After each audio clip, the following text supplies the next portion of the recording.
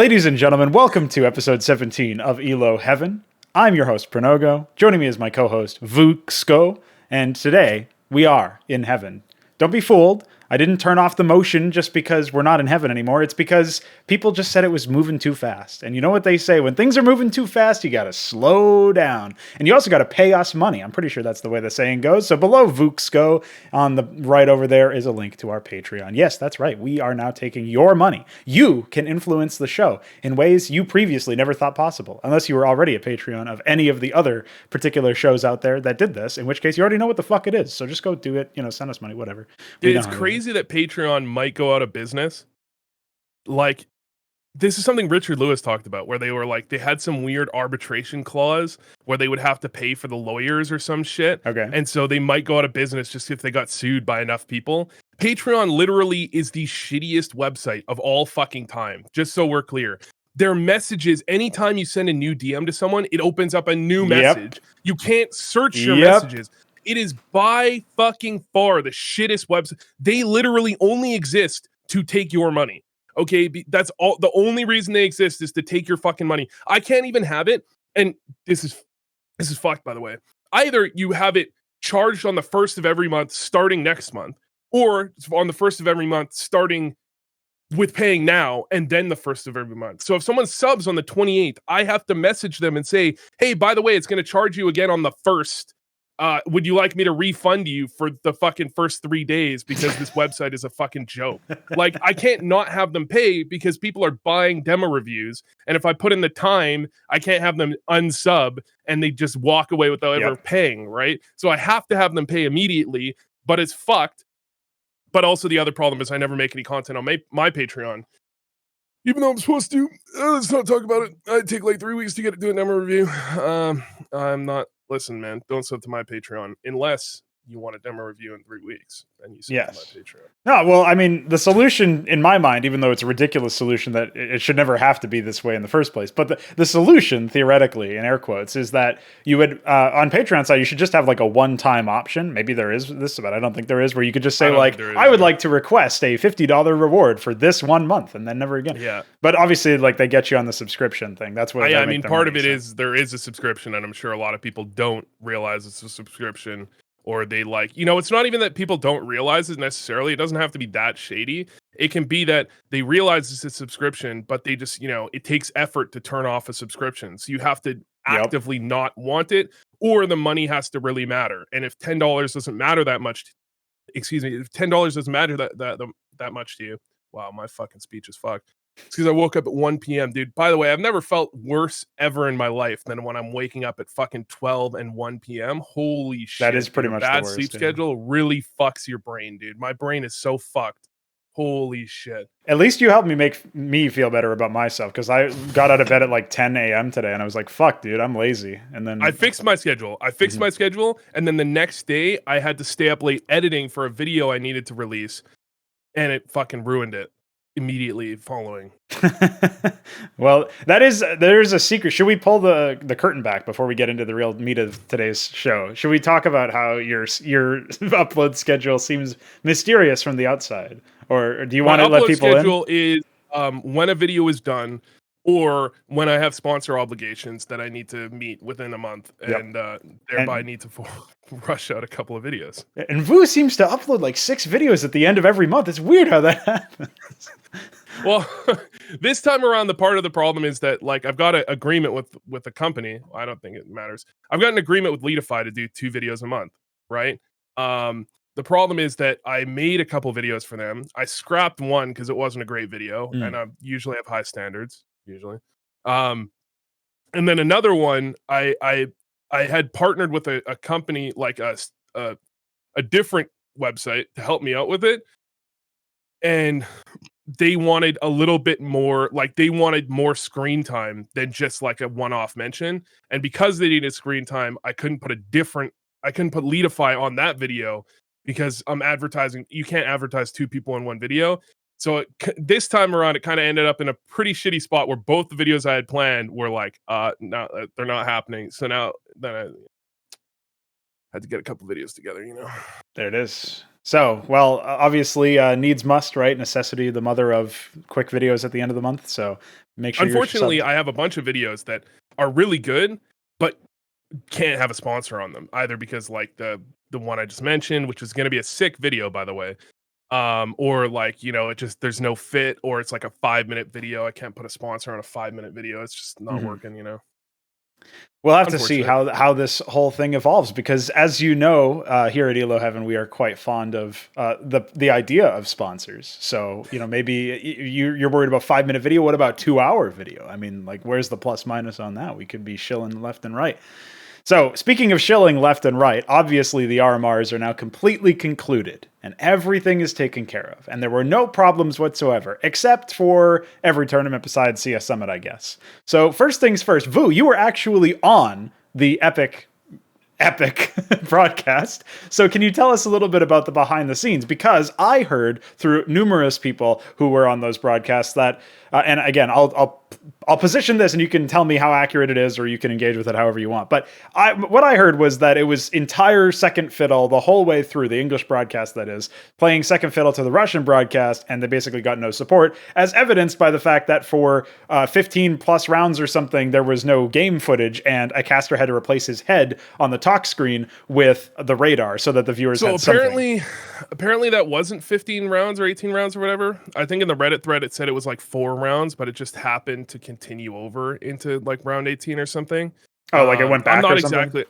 Yeah, I saw Squid message with someone else in the Reddit thread with Tea Time, I think, in the Reddit thread. Yeah, I'm not sure exactly. It was Yumi and Tea Time who were affected, so they would have the most up. I'm not exactly sure what the specifics are, but I don't think it was technically 18 rounds. I think it was the Reddit thread. The people in the Reddit thread who are the insiders that would know seem to suggest it was not. It was a smaller count. Yeah, sure. Yeah. But to be clear, I don't think there's anything wrong with the English broadcast playing second fiddle to the Russian broadcast. I don't think there's anything wrong with that. It's a CIS event. Probably there's not going to be that many people watching the English broadcast, except for people that are betting to begin with, and I'm sure they fucking know that. So they can skimp a little bit on the broadcast, as long as Valve is fine with that. As long as Valve is fine with that, and you know, it wasn't like some hidden thing, I don't think there's anything wrong with that. And I can tell you the rates for the event for the English broadcast, I don't know what a normal, you know, fucking major, you know, like major RMR, qualifier rates would be, but for online broadcasting, I did a couple best of threes. The rates were very, very good for what I would have expected. I would have agreed to do it for much less than that. Okay. However, obviously wasn't going that good, because no offense to some of the casters on there, weren't very good, and I have that opinion of some, you know, better casters than the people that I don't think were very good. But you know, at least if you have name value and I can recognize other people like these people, that's different, right? Some of the casters they had on there were pretty unknown and not very good in being unknown.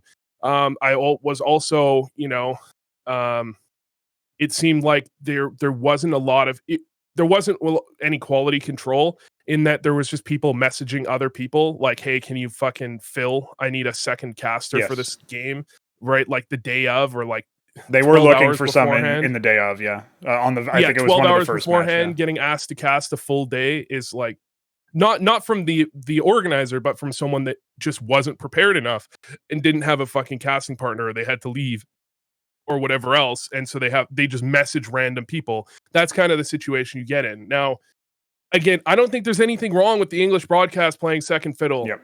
I think it was egregiously bad. I think it was like much worse than you can justify it being. But again, it's a Russian broadcast. If Valve is fine with that being mostly for Russian viewers, I don't think there's anything wrong with that. It's the other problems with the event that are a big deal. Now, what I want to talk about before we jump onto those aforementioned other problems is you said that maybe a number of the English viewers will be betters, or will be people who aren't really watching it for the sake of actually watching it and enjoying a broadcast. But I'll attack that from two angles. The first being it's kind of self-fulfilling. If it's a ship broadcast, then only the people who don't care about the broadcast are going to watch it. But the other is some of these games were theoretically, like, again, just looking at the teams at the event, you could have had a lot of like VP, Gambit. There was a Gambit NaVi game. Like these are playoffs at DreamHack Masters or whatever, like the rematches of like grand finals. But I mean, to stuff. be fair, if you remember back, the least viewed what was it, like the least viewed final of the year was it was that IEM Kato. Yeah, it was because unfortunately people don't care that much about the level of the CS as much as they care about the name brand, the name recognition, right? Although to be fair, part of it is that people didn't know how good Gambit is, and the average viewer, sorry to break to you, is a fucking idiot and doesn't understand the game. Well, I guess they're not dumb; they just don't understand the game at a high level, right? So they don't know if what they're watching is a team that fluked their way in or a team that earned their spot by being good at the game. And so if you don't know that, then you're like, well, who the fuck is Gambit? Why do I want to watch these guys, right? And so you end up with that situation. Yeah, I mean, there's a reason why, for example, like the Liquid players would probably get more viewers, not just because of their positioning in the fan base, but like they make content. They're like more, even though nobody would rate Liquid higher than Gambit right now, they'd probably they have pull credibility. In more viewers, viewers know when they look at the names in that game that they're watching a good team. Sure. When it comes to Gambit, even if they know wrong, right? Even if that might not even be the case. Yeah, Gambit now though, I think is in a much different situation because people know the name Gambit. They know that Gambit plays well. Now, does the average viewer know that necessarily? Maybe not, but it's definitely a lot better than it was back when they made their first final and it was like a record low viewership. Right. I mean, that element also plays into it. Like you were saying, you have to build up that credibility almost. Like if I tune into this game, it's going to be good because of XYZ, because of these teams playing.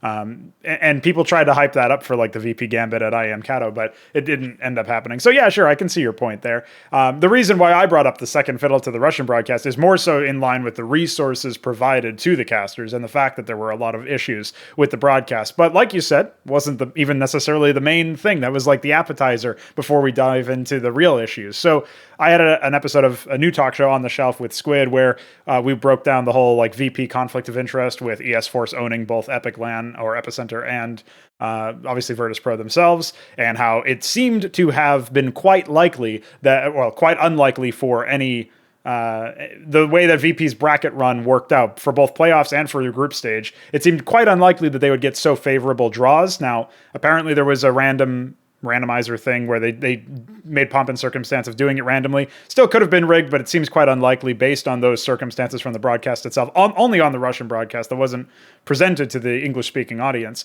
That being said, regardless of whether or not you think it did happen or there was some malfeasance that manifested, it's a very bad look for the event already. Before we get into what did happen that is a bit more demonstrable, that has a bit more proof, that's already crazy enough. And people have labored that particular point. But did you want to specifically say anything about conflicts of interest in this space? Because, I mean, there's like a very tangential point that you could make about like Flashpoint and FPX as an example. But did you have any thoughts on this so far? All right, so the first thing to mention is that for people that always fucking ask for uptime in Twitch chat, you can see it right next to the viewership on Twitch now. You don't need to ask for the uptime. It's right there. It's a ticking clock. It's right there at the bottom.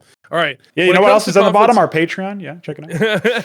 When it comes to conflicts of interest, the reason you can't have conflicts of interest is the same reason that you, like I mentioned in last episode, if Nip or Anonymous was involved with Flashpoint in a major way, nobody could have trusted the reasoning behind that, like the reasoning behind the solution they came to. Then you have situations like this where VP, and unfortunately the players get shit on for this. It's that VP was given an easier run in the bracket than is likely to have happened under, if there was nothing going on. Well, some team is often like, if you run a few events, you run 3 or 4 events, eventually one team is gonna, and I don't think it's even that unlikely, eventually one team is gonna get a bracket that's pretty easy. It happens. A lot of majors have had teams that get to a final with a pretty easy bracket. It just fucking happens. And when that happens, you don't want to have to question, is this legitimate? Yes. Like, is this a legitimate result?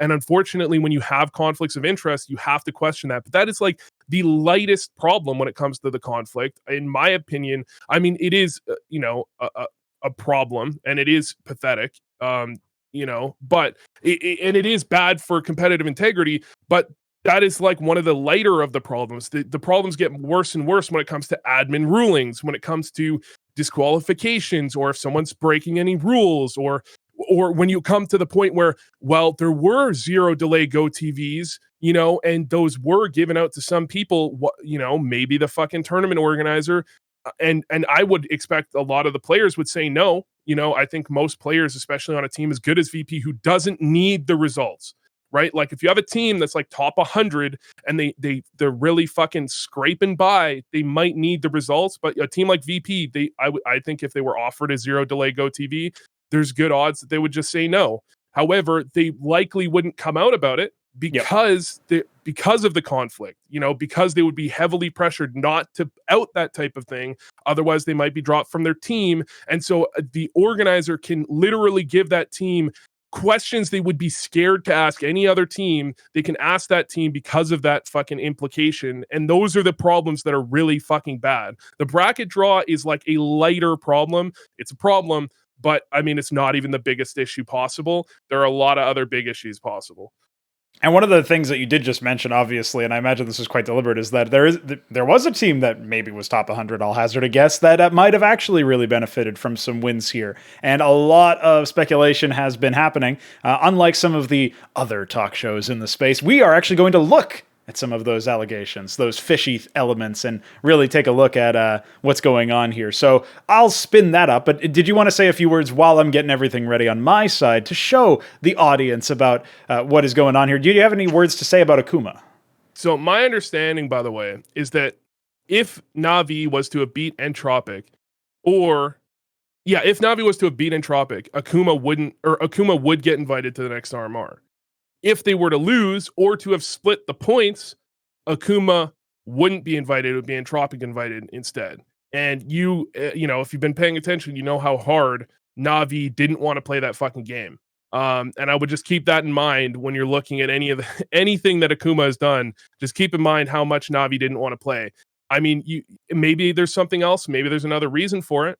It's definitely possible. However, I would venture a guess that it's not a coincidence that those two things. And by the way, someone I've seen this twice, that someone said it was correct, that that's the way it worked. I've seen one person say that they don't think that's how that works. So if you're going to take this and run with it, please do your own research, because I'm not a fucking journalist. I just watch Twitch streams and make YouTube videos. All right. Do your own research, and we can maybe put it in the fucking pin comment or whatever if I do end up doing the research, because now I've said it live like I know what I'm talking about. There you go. I would imagine there it's not a coincidence. That's what I would imagine. I'm just gonna say that. Yeah, well, I guess we could say some words about that before we jump into Akuma specifically. The fact that Entropiq and NaVi even tried this in the first place is like I saw maybe an incendiary take where people were suggesting that you should that Valve should have just DQ'd these guys and had the next teams in their sort of results play up that 5th place decider and completely DQ'd them. I actually wouldn't have been opposed to that, believe it or not, because I feel like it's pretty ridiculous to say, yeah, we'll just share the points. And for Epicenter to think that would fly for 1 second is also hilarious. Well, I don't think Epicenter actually thought that would fly. The thing is, they didn't have in the schedule that there would be a 5th place decider. Oh, right. Yeah, this is the other element of this. They didn't have it in the decider. And then they decided they wanted one. And then they did, yeah. And the thing is, apparently every CIS RMR so far has had a 5th place decider to figure out. Well, Valve these has points, in their rules that if you don't have a 5th place decider, you split the points. Okay. So Valve has in their own rules that you don't need a 5th place decider. Basically, you can just split the points between the teams that came in the top, came 4th, 5th.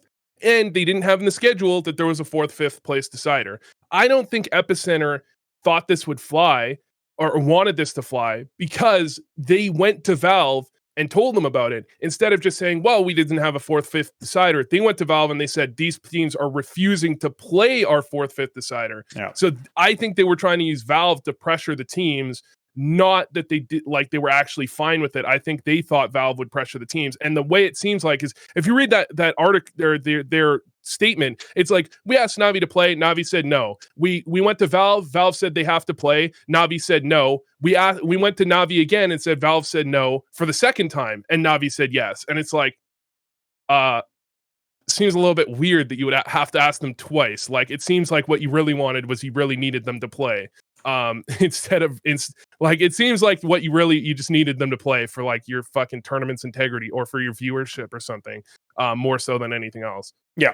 Well, I've put it on screen anyway, the NaVi Entropiq match, according to HLTV. We do have their report lined up. Someone in chat says Valve rule is that if placement means invite to next event or the major, you can't.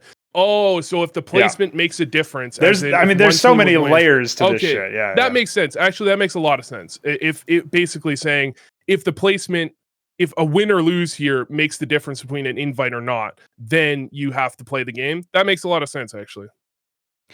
One of the things that really gets me is that there's been no real communication. Essentially, Valve is like sock puppeting the TOs themselves, and like there's back-channeled information, but there's no communication from them, which in some ways is probably better because then everything gets taken from the TO, and you don't have to worry about like, is Valve overruling them or whatever. It's all coming from the same source. But the problem is when you can't trust the TO, which we can't because of all of the reasons we just mentioned and many more in this particular case, to uphold, like even run a broadcast, even have like a bracket be reasonable and without any sort of doubts as to the legitimacy or fairness. And the fact that now here we are with them apparently just surprising the players in this way, saying that there has to be a match. Maybe what it is according to our chatter in there. Apparently they say it in the article. I mean, this could just be another example of teams not knowing the fucking rules. Yes, and that was good. What I was going to make my next point in is it might just be that like because of the way that the placings worked out, the points that all the teams that accrued worked out, it would have determined a placement instead of being an otherwise meaningless match in theory, and you could choose to split the points. Then part of the problem is that the communication from TOs is always so fucking dog shit. It's always so bad, and this would be an example of that, where the communication has to be, look, Normally, we wouldn't have a fourth, fifth decider, but this means something for the invites to the next tournament. Thereby, the ruling is that we have to have it. Yeah. And I feel like players would be fine with that. Like, if that reasoning is given forward, how can the players be not fine with it? And why isn't this the shit they're giving to the community so that the community is on their side? Like, I guess it's because they're a CISTO. Maybe they just didn't communicate it well in English. It's hard to say. Yeah, but the biggest issue for me is that there's a quote from the Czech organization, which I assume is in relation to Entropiq, where they say, this notification was quite a surprise to both teams. As in an official announcement prior to the event, such a match was not scheduled at all. So in my reading of this particular document, I'm assuming that then means there was not even an acknowledgement that there could have potentially been a fifth place decider.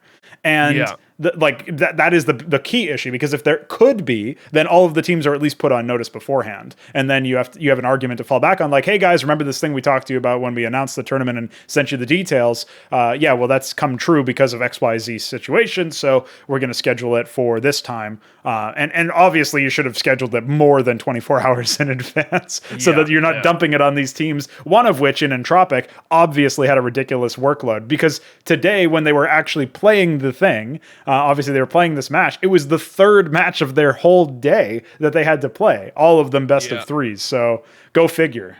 Pretty ridiculous. Yep, pretty ridiculous, we'll put it that way. Yeah. So, obviously, the reason why it seemed initially not of interest to either team to play in this in this particular matchup, especially NaVi, it did seem like there was some vengeance going on, some vindictive behavior going on against Akuma, who, in theory, would have been deprived of a slot. Had this been allowed to, it never would have been, according to the rule set, apparently, but had this been allowed to go on, they may have been denied a spot at the next RMR a couple of weeks down the line, which is obviously a concern from a competitive integrity standpoint, because then you're basically saying, yeah, it's okay, you guys can just collude together in what is essentially a form of match fixing to deny your opponent or another tournament organizer or another team that you're not a fan of. You can just deny them certain elements, like a spot at the next tournament. So obviously that couldn't have flown. Obviously, considering that situation, we have to ask, in some ways, was it deserved? Obviously, it's not deserved, but was it deserved, more broadly speaking? Was Akuma's plight really all that? So, did you, again, redirecting us towards there now for a change, did you have anything to say about Akuma now that we've set the scene and figured out like what was going on with that stupid rematch? If we want to watch the clips, because I know we set up that we can watch the clips.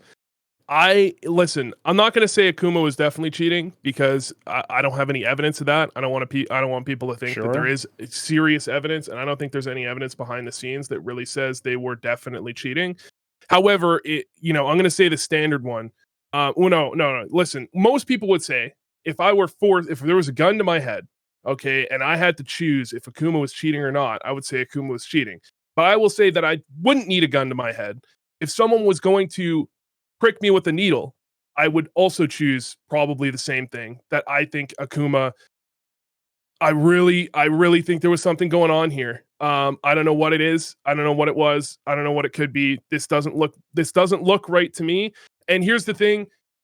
People are saying that Akuma played like the best team in the world, and that's why they won versus NaVi and VP. And that's what's suspicious, that they played like the best team in the world. I'm here to tell the court, they did not play like the best team in the world. They played like a shitty team that happened to choose right on a multiple choice questionnaire 100 times in a row.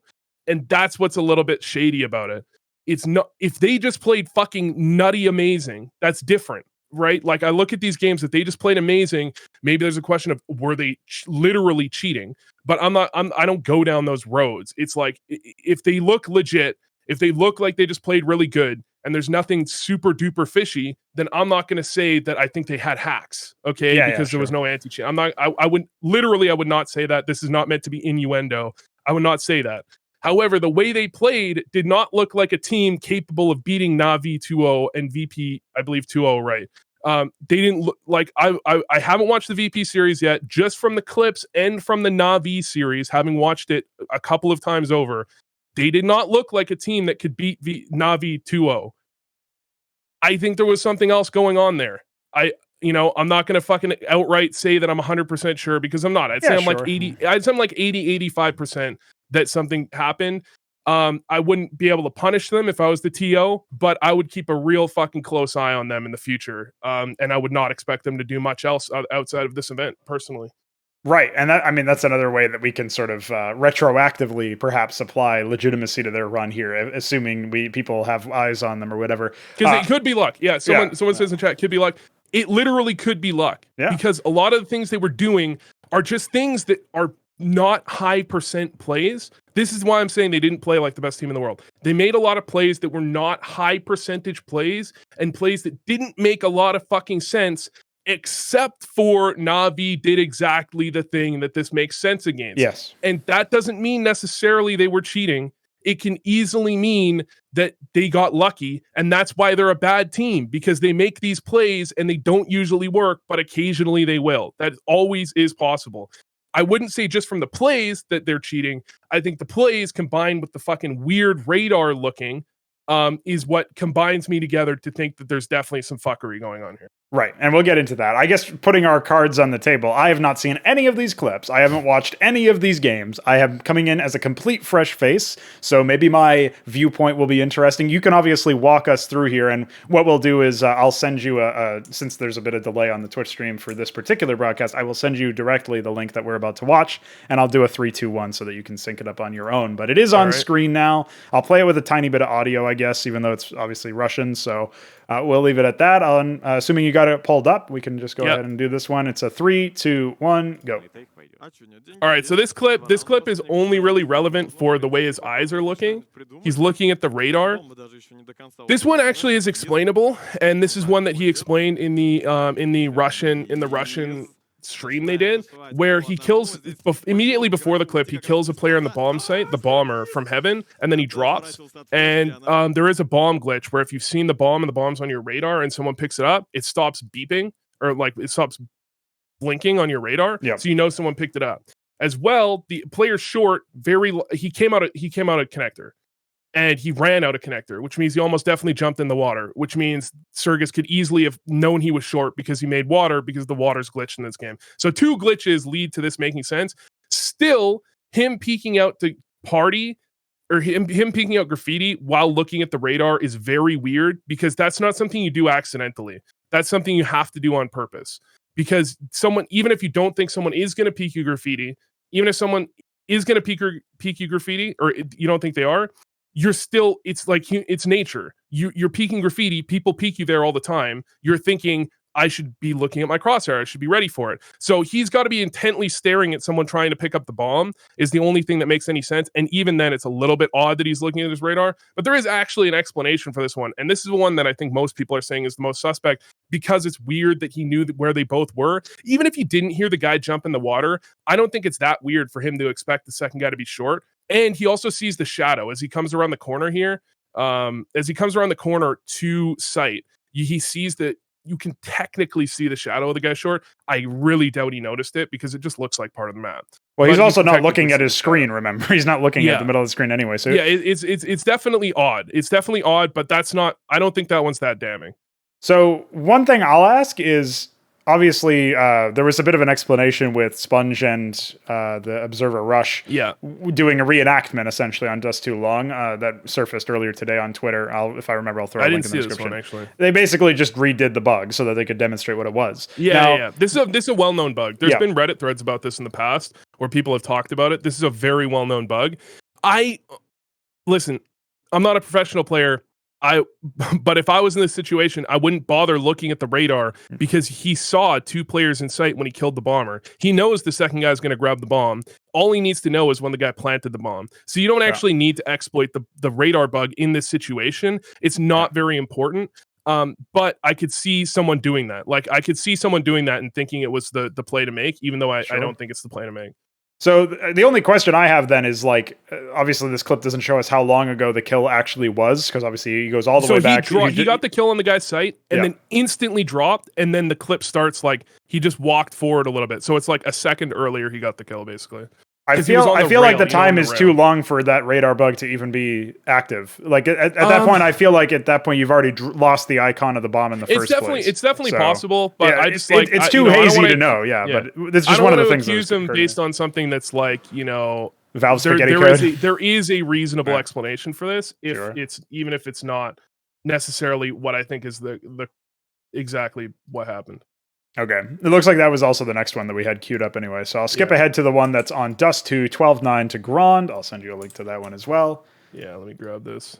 And then... All right, this is the one that's actually, I think, is really fucking weird. Okay, this one I won't bother having audio for. You can just walk us through the whole one. So I'll do 3, 2, 1, go. All right. So, I mean, I think this play, you just have to watch this play to see why this play is really fucking weird. Like, I don't even think there's that much commentary you need to have. Why is he fucking running back and mollying long this late in the round? It's really weird. The op being posted, there is a smoke on Cat, but at the same time, someone could easily come through that smoke. This is just this is the type of play I'm talking about. This is not the best team in the world playing. This is a top 100 team making a dumb top 100 team play that loses them rounds consistently. Yeah. And it worked this time. This is the type of play I'm talking about, where it's like people are saying, oh, they played the best team in the world. No, this is a fucking shit, dumb play that good teams won't make ever, right? But it worked out. It worked in this scenario. Does that mean they're cheating? No, it could just mean they're a shit top 100 team and they make shit top 100 team plays. And so it worked. But honestly, dude, top 300 teams aren't making this play. Like, I'm going to be honest. Running back to Molly Long is incredibly fucking weird. That is extremely weird. You're still, you want to be holding, obviously CT, you want to be holding Cat. A play that would make a lot of sense is the op smokes Cat and Surges goes close on that smoke. Yeah. And looks for the elevator play. And the op looks long. That's a standard play. That would be a smart play in that scenario because they can't come through the smoke. You wait it out, and he's like looking elevator from close to the smoke, and it's hard to deal with. And the op has a really nice angle on long, and it's going to be very tough for them to get anything done. Yeah, this is a 2v3 too. I forgot that. And the op has a flash, so he could even flash Surges through the smoke when it's about to go down. Yeah. Like that would be a standard smart play. Dropping when you knew 3 players were rotating off of mid is dangerous to begin with. All 3 players retaking through elevator is not that unlikely. That's actually fairly standard. So dropping to begin with is a little bit odd. They like waiting for someone to drop off the bomb site with an op, which they, I guess they don't have. I think they had one in this round. Wouldn't be that weird. Like, there's a lot of other plays that would make a lot more sense than this play. That's why this play looks really fucking weird to me. Yeah, and even if it's not, obviously none of this is presumably going to be like super damning evidence to the contrary or whatever, but what it looks like to me is it looks like a team, I'll put it to this way, it looks like somebody calmed, hey, they're coming in from long. And then I just realized I have a Molotov in my back pocket. And I'm like, it looks like the comm was even late too, because you can see he runs super late anyway. Like he's actually, he could die here. He could just flat out get killed. Exactly. You have to ask yourself though, like, okay, why is a molly long there? Why doesn't it make sense? The reason it doesn't make sense is that for it to be effective, the timing has to be pretty precise. Yeah. If they're 3 seconds later than they are, then the molly does literally nothing. If they're a second earlier, he's dead. Yeah. So like you have to, the reason mollies work early round is because you know the timing your opponents are going to get there, and you use that timing to molly right before they would be rushing. Yeah. In this type of scenario, the molly, it's like late, that type of molly is just not very likely to work to begin with. And the CTs have plenty of time anyways. Like they could just wait out that molly. If it's just weird. If they were going for a retake with one long, they could just wait out the molly. It's just a weird play. So I think we have another few clips anyway that I'll be able to sink my teeth into here. So let me. You can just roll through them, and then I'll explain them like afterwards. I think it's probably the easiest way to do it. All right, because I've got like a 2-second delay watching this back on the stream, and then I can talk through it a little bit. Okay, in that case, I'll just push play without even giving you the countdown. So this is NaVi 0 to 10 Akuma Mirage. Let's see what happens. This is a fucking crazy peak. This peak is ridiculous. I've never seen someone make this peak before. The problem with this one is that people are talking about this one like it's ridiculous. Mm-hmm. This could be anti-stratting. There's a lot of plays where people will make plays like this that make very little sense normally in a matchmaking game. If someone made that against me, I'd be like, dude, is this guy legit? Like this is okay, right. But he could know that this is an angle that Simple likes to play. So you would have to actually do the research. If this isn't an angle that Simple likes to play, then this is an incredibly fucking weird peak. Sure. And I've never seen anyone make that peak quite like that before. I'm sure it's happened, but I've never seen it. I've never seen it in Pro CS, that's for sure. It's definitely not common. And it's like, is it really going to work? That being, I mean, and there's the odds that if Simple's holding that just a little bit wider, he just gets that kill. Sensei never, if he's holding that a bit wider. It's a weird peak. I think the odds are though there's a good chance there's some anti-stratting to go with that. So I don't think you can really use that as that damning, even if it's a bit odd. And that's one thing I think like the nuance is lost on people that watch this stuff on Reddit, is that they don't realize that there's a lot of plays people make, and it's very consistent. Like you'll see a play that doesn't actually make that much sense, and people don't notice it. Like people watching on Reddit, like just lower level players, they don't notice that this is not a standard play. And it'll work, and it's just obvious that this was some anti-stratting going into this play, right?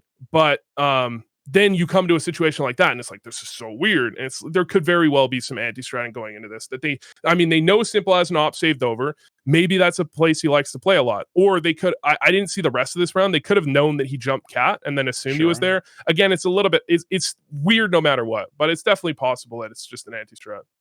What's really confusing to me about that particular clip is that, like, I'm kind of wondering why this one blew up at all in the first place, because of the same sort of things that you were just talking about, actually, is that there's some weird shit happening there where you get a kill and it's like you're feeling it, right? You're 10 rounds up against NaVi, like probably obviously one of the better teams of the tournament. So like assuming we give them the benefit of the doubt and they're not cheating, which again, jury's still out on that one, right? But the fact is, like, they're already 10 rounds up. They can make these ridiculous bombastic plays. It doesn't.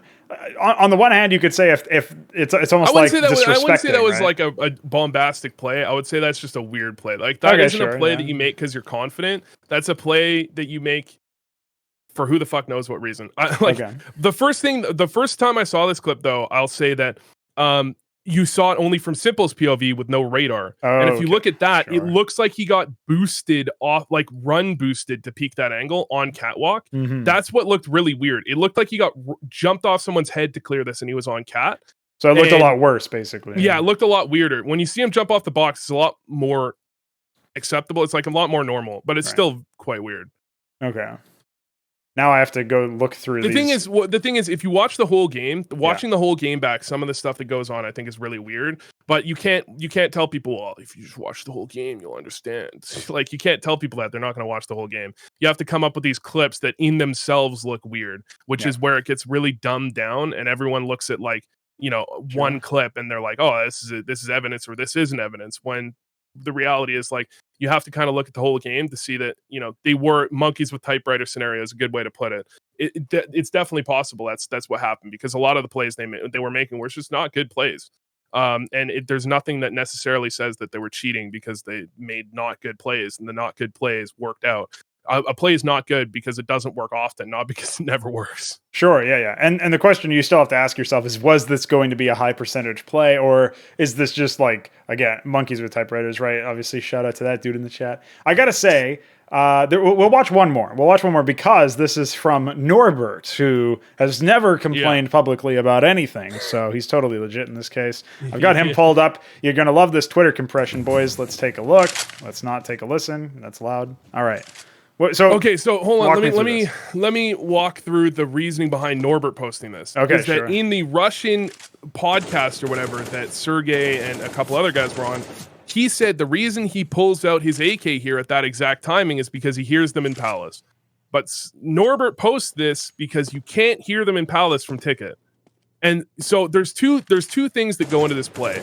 Number one is that like they're in a 3v5 or 3v4 here on an eco, and they rotate off B to stack A. Yes. Right at the beginning, right when NaVi or VP rather go back to A.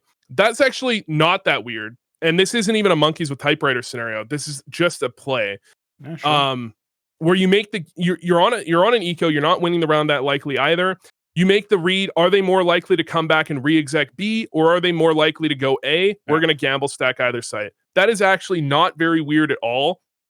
And this is why it's kind of funny. This is like the community has chosen these clips that a lot of the time the clips them like what the community thinks is suspicious isn't really all that suspicious. And you'll note because the pros are talking about how he pulled his AK out at the exact right moment, not why did they rotate. Yeah. Like you can question why they rotated, but I mean, sure, they made the right read. Again, they made the right read at the right moment. And they do that consistently, but you know that sometimes you just get lucky. That's a fact of CS. Pulling out the AK at the exact moment they're about to peak and looking Palace at the exact moment as well is a little bit odd. Yeah, it's possibly got called from his teammate though. Like I don't think this one is like that was going to be what I was going to say. There's somebody sitting stairs. Like you probably could have seen that or whatever, right? The thing is, I think they walked the whole way up until like just before he pulled out the AK. So I don't think it's possible for him to get that information that quickly. You know, the thing that, so the only reason this clip is suspect is apparently Serg has said, I heard them, which is impossible. Yeah, that's exactly the thing that makes this ridiculous, really right? Yeah. Okay. Because like basically they run, basically the millisecond before they start running is he pulls out the AK. The millisecond after they start running, he pulls out the AK, which means this guy has to have heard them in Palace, calmed it, and Serg has heard the calm, understood it, and then pulled out the AK. Yeah. That is faster than human beings work. Like if I'm seeing this correctly, unless they started running earlier than I see, it looks like they just started running just before they ran out here. This does look a little bit odd, but you can always get lucky on the timing because people will do that. They'll jump spot a little bit and then they'll switch to guns because 20 seconds, they could be coming up Palace. That being said, there is a smoke Palace and there's a guy stairs. So you wouldn't expect Sergas to be the guy mostly worried about Palace. It should be the other two players. Yeah. I mean, there's a reason he's jump spotting to begin with, obviously, right? He needs to be worried about somebody coming out from another angle. So, yeah. It's just kind of funny. It's just kind of funny because everyone thinks the rotate to A is all the Reddit plebs think the rotate to A is the really suspicious part. It's not suspicious at all. I mean, it is the correct read. How suspicious is a correct read? It's not very suspicious. When you add everything else on top, then you can say, well, look at another time they did the right play weirdly. But it's not weird at all. It's really not. Well, there you go, I guess. I mean, that seems the most conclusive one, or not conclusive, but one that's like the most interesting to me to look at. Especially if you got anti-stratting that like, oh, by the way, VP doesn't re-exec the bomb site very often. When they go silent, they usually go to the other site. If you got that information, then it's a no-brainer to gamble stack A. Was that the same one that you sent me with this Twitch VOD with the exact timestamp? It looks like it's the same one. That would have been a higher quality one for me to look at, but I didn't remember. Well, there you go. I guess that's those are some of the clips. Yeah, I mean, from what I've seen and what you've walked me through, it seems like predictably, it's like the whole Flusha accusations or whatever. It's like the ones that are a little bit more easy to explain are probably the ones that are going to get the ones like big stories or whatever, right? The question is why they were staring at their fucking radar so much. It really is like in these scenarios, you're in a clutch. clutch. Like there's one where they're in a 2v3 and one guy's CT on Mirage and about to plant the bomb, and his teammate's planting the bomb default. So the guy CT with an op is CT, and he's peeking into CT to catch someone rotating on a market while staring at his radar. And then he looks back and kills a guy, and then he looks back at his radar. And it's like, dude, your eyes are not that... You as a player, you try to spend as little time looking at your radar as possible because you die when you look at your radar. You try to look at it for as little time as possible. You glance up, you glance back. In a lot of these clips, it looks like their eyes are only looking away from the radar to shoot someone and then back at the radar. And that is really fucking weird. That's the opposite. This is not how players play. You can watch any player. Their eyes are not glued to the radar because that gets you fucked a lot. I'm really curious about how overall speaking, how this is going to shape up, because there's been tweets and there's been speculation, but like this is a case where I would obviously be interested to see what ESIC have to say, what the CSPPA have to say. I mean, in any case, if you have some sort of governing body or some sort of players union or association or whatever, you should be responding to some of these allegations, especially given the weight of the event, right? This isn't a snow sweet snow. This is literally an RMR, right? So we're looking at a qualification to the major. Yeah, okay, it's weighted less than the LAN ones will be. But at this point, like, surely there should have been some statement from the governing bodies. I think there should have been a statement from Valve on this, actually, or at least like an acknowledgement that there's some issues here that need to be looked into, or we are aware of the allegations against Akuma, and investigation is ongoing. At least something. Give us something. You're dreaming. You're dreaming. Yeah, sure. Obviously, there'd never be anything like that from Valve, but surely the CSPPA should be, because if these allegations are wrong, and Akuma just really did get blind lucky monkeys on typewriter style, and happened to also be looking at their walls half the time, and I'm not talking about walls hacks. I mean, literally their walls, because apparently some of these players only have one monitor anyway. So what could they have been looking at, Vu? It's nothing. They're looking at their wall for energy or something. Maybe their mom is like signaling them with a cookie. I don't know. Like whatever the fuck they're looking at this whole time. Like that. These are some serious questions that maybe they have a real easy answers, and there is no foul play afoot. If that is the case, and there is no foul play, the CSPPA should be walking all over this story. They should be like, we need to get to the bottom of this, because if they are cheating or there was foul play, then that's a misrepresentation of players in general. We have to make sure that that's like expunged from the scene, and so that other players don't get like tarred and feathered. And then if they're innocent, that's obviously another thing where they've got to make sure that they're fixing that as well, like making sure that their reputations aren't just dragged through the mud, which is another thing that I guess nobody's really gone into super detail about. And I'm not personally aware of these guys, but apparently these particular players, some of which of this Akuma roster, have been involved in this shit in the past. Not necessarily this exact style, but apparently a lot of their games aren't on certain websites. Their games aren't even put up. Bets were refunded within the first few rounds of these two, of the VP and NaVi games. There's a lot of things that go together that's really weird. And yeah, I mean, the CSPPA should be putting out a statement. ESIC should be putting out a statement. But the thing is, this is why you should be really angry at a TO not having anti-cheat and having a zero delay stream, not having TeamSpeak, all of this stuff, because let's say for a second, and I tweeted about this, I think, at first, and I literally deleted the tweet because I saw the clips and I didn't want to, honestly, I just didn't want to defend Akuma because I didn't truly believe that they were innocent. Sure. But the reality is, if an underdog team beats a favorite, if a top 50 team beats a top 1 team, which with NaVi, by the way, let's not pretend that's not impossible, that is going to happen. There will always be questions about the legitimacy of the result, because you have a team that's not supposed to beat NaVi beating NaVi. And if you, as a tournament organizer, allow those questions to be turned into accusations because you've done such a shit job of safeguarding your event, then that's a fucking problem, because the worst possible thing here is if Akuma are legit and they did legitimately win these games, but they're never going to get the credit for it ever, because they, first of all, they just weren't playing normally. And I'm the first to defend people that are playing normally and do well. I'm happy to shit on NaVi. They just weren't playing normally. And maybe it's a Flusha situation, if we assume Flusha didn't cheat, where they didn't play normally, but that's how they play. And maybe that's the case, right? But unless you have some reason for the community to believe that you weren't cheating, they're going to think you were cheating. Yeah. And so the tournament organizer, if Akuma is legit, has fucked Akuma over more than anyone else. Nobody will ever take this result seriously because nobody's going to believe it. And so Akuma just gets completely fucking wrecked. It's pretty nonstop for these guys at this point. There was some videos where they try to pass it off. They try to explain this stuff. They try to maybe even like poke fun at it or whatever. I mean, there was that tweet that I just referenced where he only showed one monitor. And what the fuck were you looking at then, dude? That's the point Richard Lewis made. So like, that's the same question I've got is like, if you really aren't looking at anything and it is just your wall or whatever, it must be some fortune teller you got going on.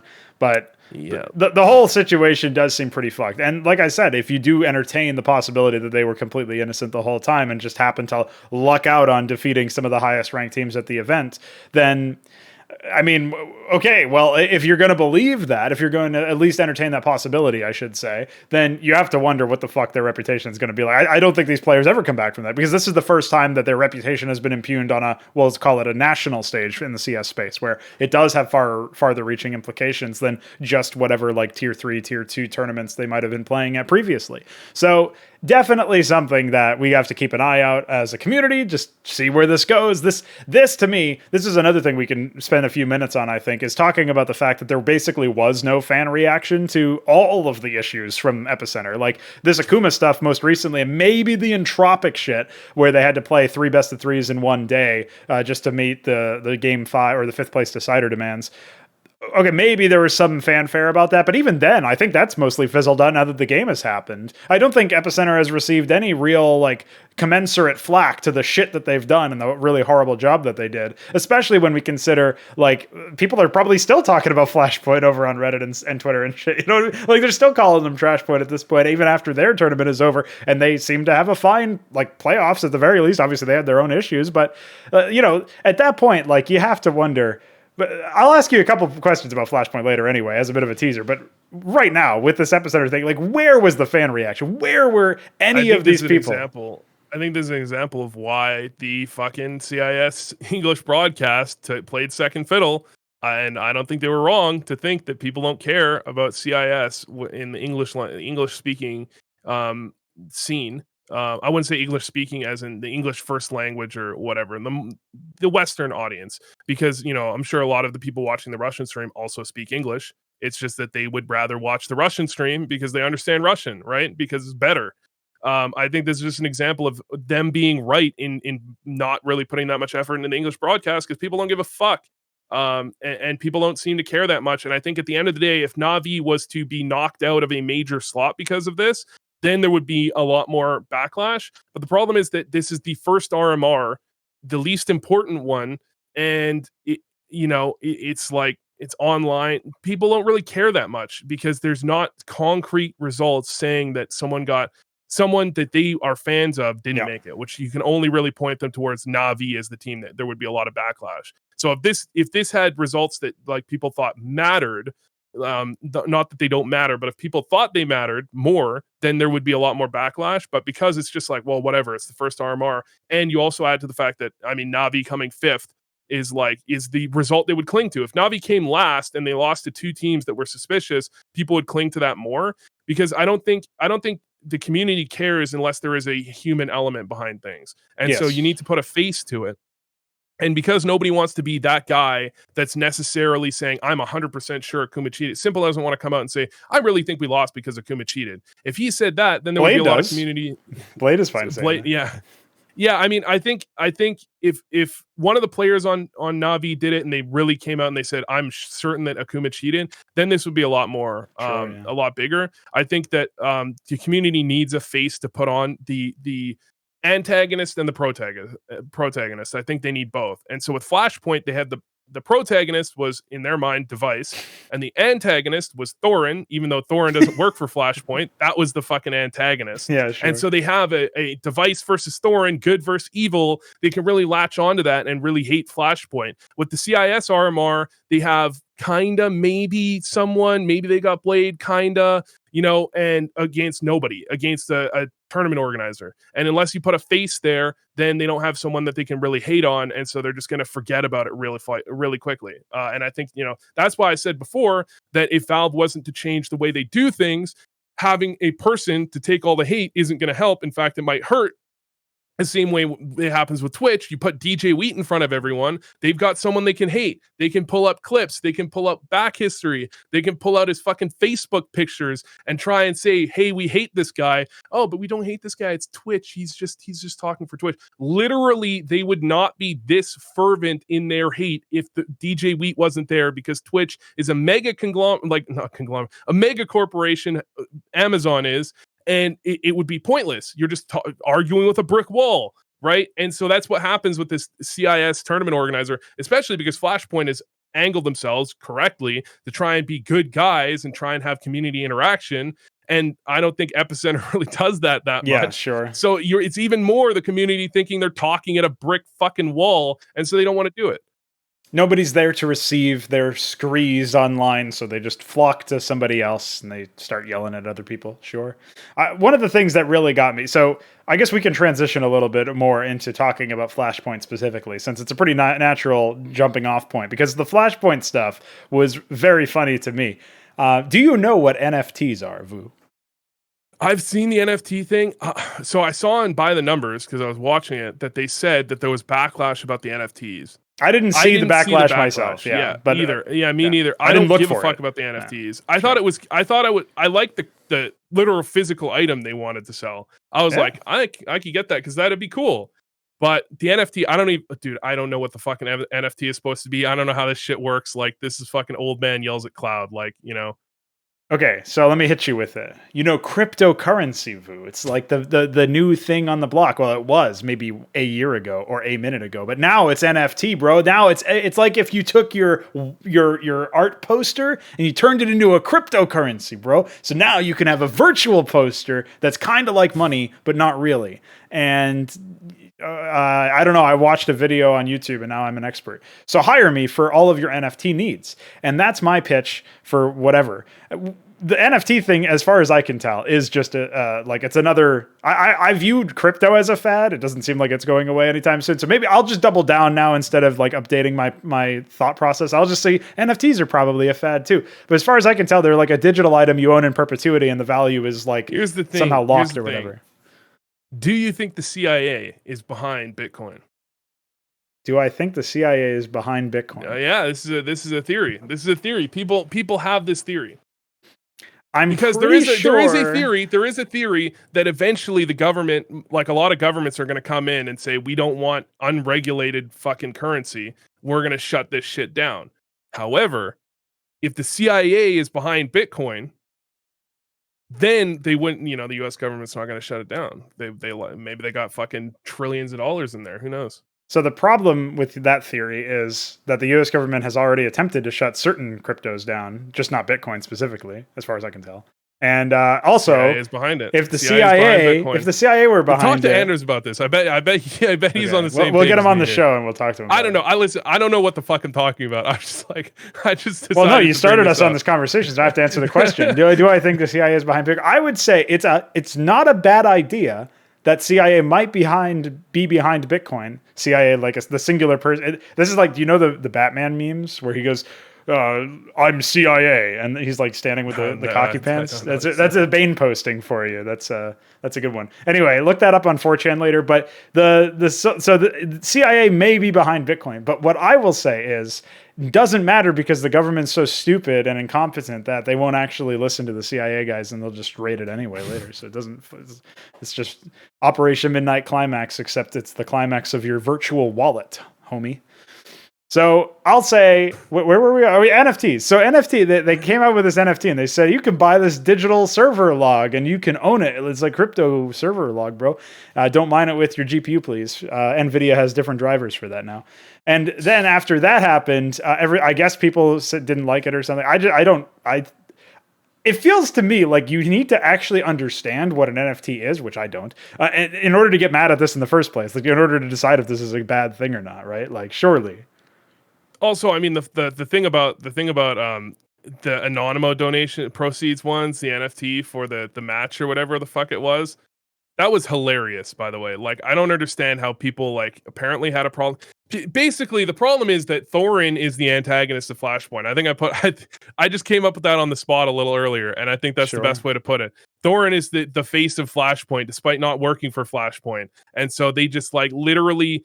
The thing is, people are like, I'm gonna say the word mentally ill. They're so mentally ill that they fucking Thorin has left Flashpoint, but they've still got it like held in their mind that they hate Flashpoint because of the guys behind Flashpoint, and then they're just gonna like redirect their anger, despite the fact that the anger is actually at Thorin, and they just don't know, like they just don't know how to like make do with the fact that Thorin is no longer there. It's really fucking weird. It's really weird, and it's very unfortunate that everything went down the way it did with this NIP Anonymous situation in this event, because that's just another thing that they wait. Is the stream's offline? We're still recording because I have a backup, but apparently Twitch is down. Yeah, because obviously I'm still connected to the internet because we're still on the call, so we'll just cut that part out. Anyways, it's unfortunate with the NIP Anonymous thing because that just gave extra reason to hate on they didn't hate on Flashpoint when maybe they just basically the community needs some time to cool down. The community needs some time to cool down, then they'll be fine.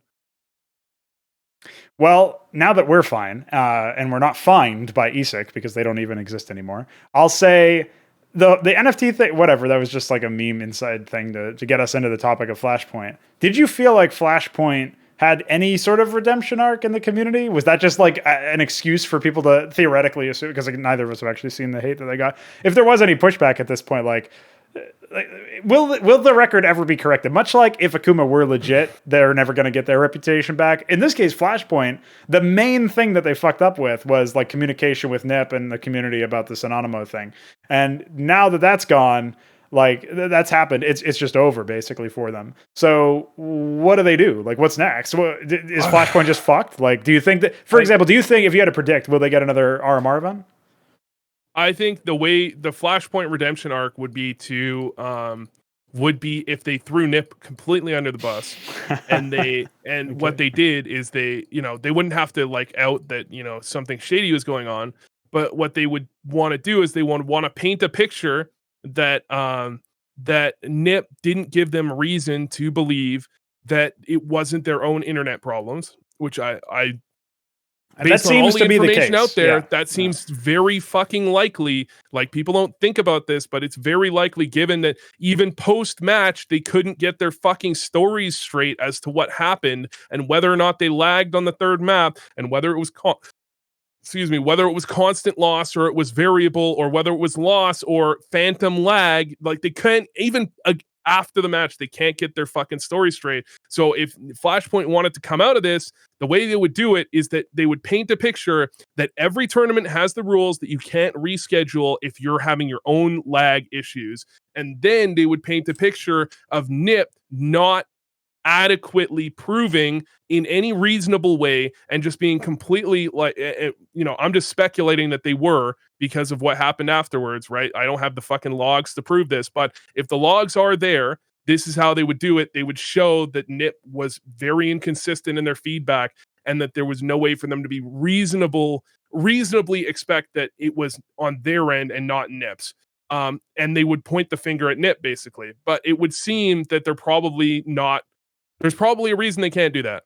I would guess there's a reason they can't do that. I think NIP wouldn't like it, and it seems like NIP has enough influence that NIP can stop them from doing what they want. Otherwise, they probably would have outed this already if it was there. So we either have to assume that NIP is pressuring them, I think, or they just don't want to out NIP because they're worried, or because they have too much integrity, whatever. Or this it doesn't exist. But that would be the way I think where Flashpoint would get out of it. Because if they don't do any of that, which it seems like they won't, they're probably not going to get much respect for a while. And this tournament, despite being a well done tournament in my opinion, and the NIP thing probably not being their fault, I think that's the only downside of the tournament. The rest of the tournament was played pretty well, except for the 10K OT thing, which I think, by the way, is likely on fucking Valve not coming out about that, because from my understanding, I think they were allowed to have 16K OT. Yes. They probably put it in the rule book. They put it in the rule book. Valve didn't check the rule book. I'm just guessing. They probably put it in the rule book. Valve didn't check the rule book. Then they found out. Then Valve said change the rule book. That's a perfect stand. That's a perfect place where, by the way, Valve could come out and say, yes, we let them do this. It was our mistake. We're gonna have them change it. Our bad. If it was Valve's bad, which it look, I seem to think that it was probably Valve's bad. I mean, I guess you could say it's Flashpoint's bad for not knowing, but like it's Valve's bad for not checking the fucking rule book. Yeah, they submitted it almost certainly. Yeah, this is one of those cases where Valve coming out and saying something would have done massive things for Flashpoint and their community standing, as well as with the scheduling, because everyone keeps shitting on Flashpoint about timing, and Flashpoint has said Valve has made us do these times, and Valve hasn't come out and said that. So Flashpoint's getting flack for shit that's not their fault. Yes. Well, that seems to be the name of the game for this event. I was ready to see what they would be able to put together without Thorin, obviously. Like, that was an element that I was interested in on the Flashpoint side. I think the broadcasts were pretty good overall. I didn't really much like the audio quality when they had to get the people from remote in, but I understand it is still the online era, so you got to make do with what you have. I mean, that is in some ways what happened with CS Summit, where obviously Faflarin wasn't on site and his microphone could be improved. But everybody, the CS Summit, by contrast, seems to have not been plagued with the same degree of issues. And I wonder if this is because it's just dealing with I'm not even sure if this is true, but I know all other NA events are like this. Was the Summit event lower in team count and match count than like the EU event? Maybe somebody knows the answer to that particular question. I didn't follow much about this one until it got to the playoff stage, but I thought it was pretty interesting that we obviously saw Plano, we saw like Furia try to do stuff, we saw Liquid and Fury in the final, and we saw Richard Lewis on the broadcast, which is like the first time in years. By the way, speaking of first time in years, today I walked into a store without having to wear my mask, and that was the first time I've done that in 2 years. Can you believe that, Vu? Have you entered in 2 years? You mean 1 year? No, in 2 years. Because I was working in the not food service, in some sort of service. I don't know what you would call it. I was doing grocery shopping during 2019 when the shit hit the fan. It hit the fan in 2020, didn't it?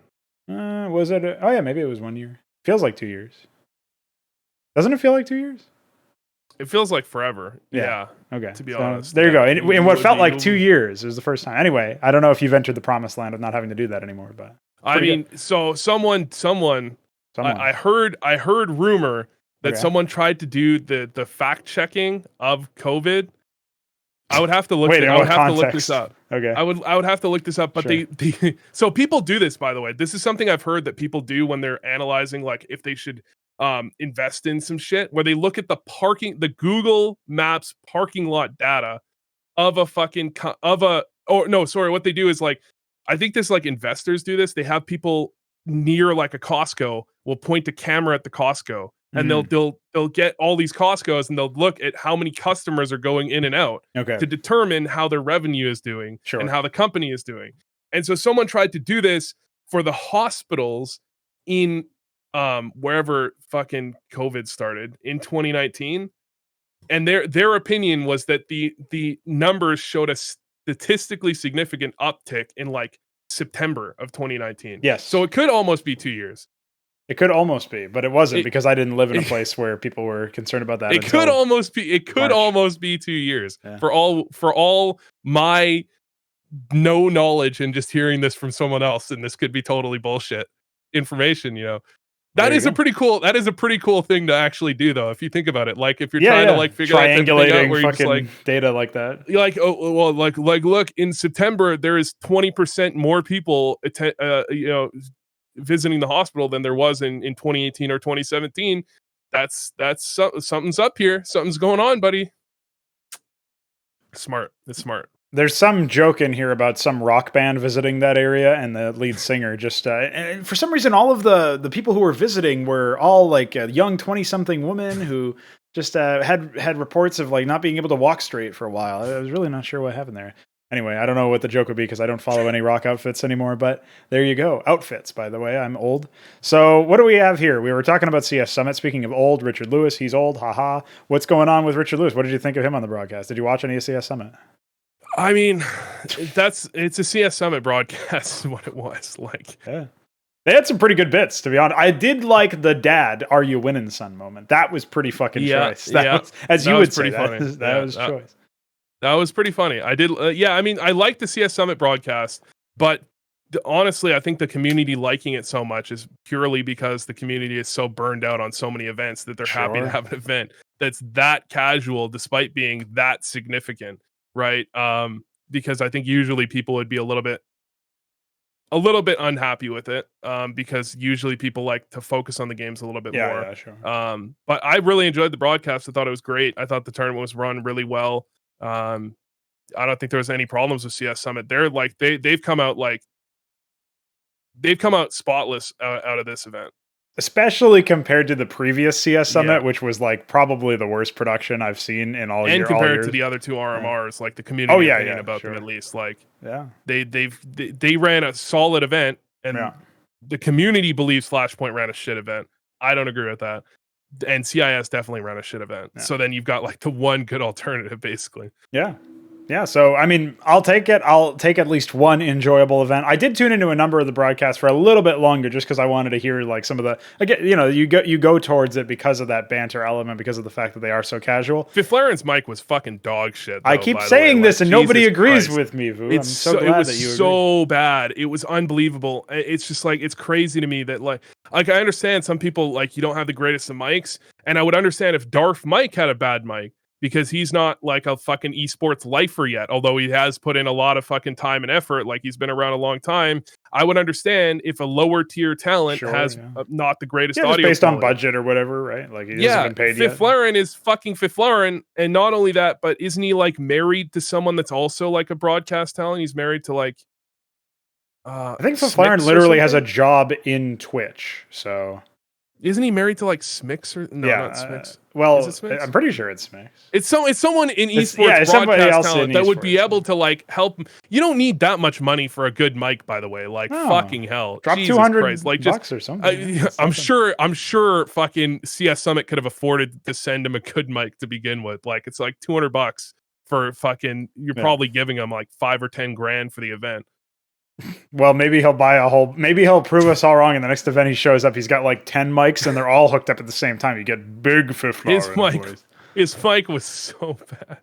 This is kind of what kind of made me really confused by that is that it's unchanged since the previous summit, actually. So like, that was the one thing I was expecting to change. Yeah, I mean, the thing is, like, with Flashpoint, there was so many talent that like I understand it, and a lot of the guys that got called in that were remote, I feel like there was some people that were kind of one-offs. Or like a little bit less frequent on the broadcast. Yeah, exactly. With like CS Summit, they've got like not that many people. They only have those 4, right? It was just that crew. That was it. 5, and then Darth Mike did show up for some of them, but I think even then it was still an ensemble cast, we'll say. Yeah, exactly. It was like a small cast that was doing the whole fucking thing. So you could expect them to have good mics. Like, fuck, come on. Not an esports, baby. Apparently. Anyway, grievances aside, I did enjoy some of those NA games. I enjoyed seeing the Brazilian duels. I enjoyed seeing some of the character from O Plano, where I'm not sure if you saw, there's a couple of clips that went up there anyway. But well, man, the webcams in all these events were so bad, except for a couple of the ones in CS Summit, like the O Plano with this fork and knife thing. Yes, I think that was like, VSM, but he was having a meal, right? He made a meal out of it. Yeah, exactly. That was great. Man, these players got to get it together, because like if you watch I watched back the Nip Anonymous game to look at their webcams, because I remember thinking they were awful. Fucking Snacks is like not only 15 feet away from the camera, he's also, you can only see his forehead somehow. Like all these like fucking, there's hella players that you're like zoomed in on the pores in their fucking forehead for some reason. You never see them get emotive at all. And then the biggest problem I had with Flashpoint wasn't that they were switching to fucking player cams. It was that they were switching to player cams all the time, and the player cams were the most boring shit of all fucking time. Yes. Like, I understand, like, if the players are like fucking joking around, if they're like emotional, anything like if you have Astralis who has real cameras and you got fucking Dupree that's freaking out every fucking time he dies, then it's entertaining. But someone's got to be there to make the executive decision that we only see the fucking pores on their forehead as they frown or look focused. We don't need to see this every fucking round, man. God damn. Especially when it comes to the cost of kills, which is Isn't that just an elementary thing? Like, surely, I guess it's. Yeah, it's I mean, I didn't see. Okay, I so didn't see the enough thing of it. is, I always get annoyed with that stuff. Yeah. I always get annoyed with that stuff. But I didn't see enough of it to see if it was Yeah. actually that much worse than usual for the community to have like fucking 5 threads on it. Right. Well, that it did happen quite a bit in terms of it being on Reddit. But one of the things that I saw in response to that actually was there was the observer for the event, whose name I'm going to forget, unfortunately. But the observer actually had come in and clarified in his own post and responded and said, like, I've actually escalated this up, and it's not like I'm not the one calling the shots, obviously. Fucking dumb thing for him to do, I do think it was a bit weird to show that in public, to say, like, this issue is also annoying me, a member of staff working at the event. I think and I have told the higher ups, like, okay. That was one of those things that, like, I feel like, look, it feels like something he did that would be ill-advised, like, where you come out and you say, yes, I too. Like, at the same, like, part of it is that people were, because I remember when I was casting the CIS RMR, people were like, why aren't the casters showing replays? It's like, are you fucking dumb? You think I decide if you see replays or not? Are you fucked in the head? It's Jakey, right? And it's the same thing. Why is the observer switching between fucking the game and then bringing it to the cameras? Flashpoint observer, please. So, like, as if he's got like every button imaginable in his fucking control center, and he's like, I will push this. And so, like, it's reasonable for him to be like, look, dude, this isn't me. Yeah. This is not me. And that is a reasonable thing to say.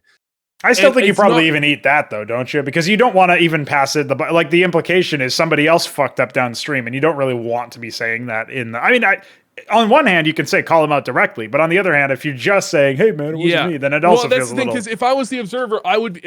If I felt like it was too heavily on me, then I would want to make a statement saying, "Look, guys, I'm just an observer.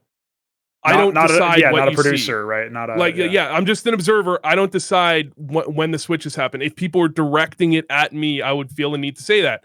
However, not that it's like totally unreasonable for him to say I agree with this. Like, in terms of reasonability, I think that's reasonable. In terms of like being probably not the smartest thing to say, you probably don't say, yeah, I agree, the tournament that is paying me is doing a shit job, and I'm trying to fix it. Like, sure. I don't think you can really. I don't think that was a smart thing to say. I'll put it that way.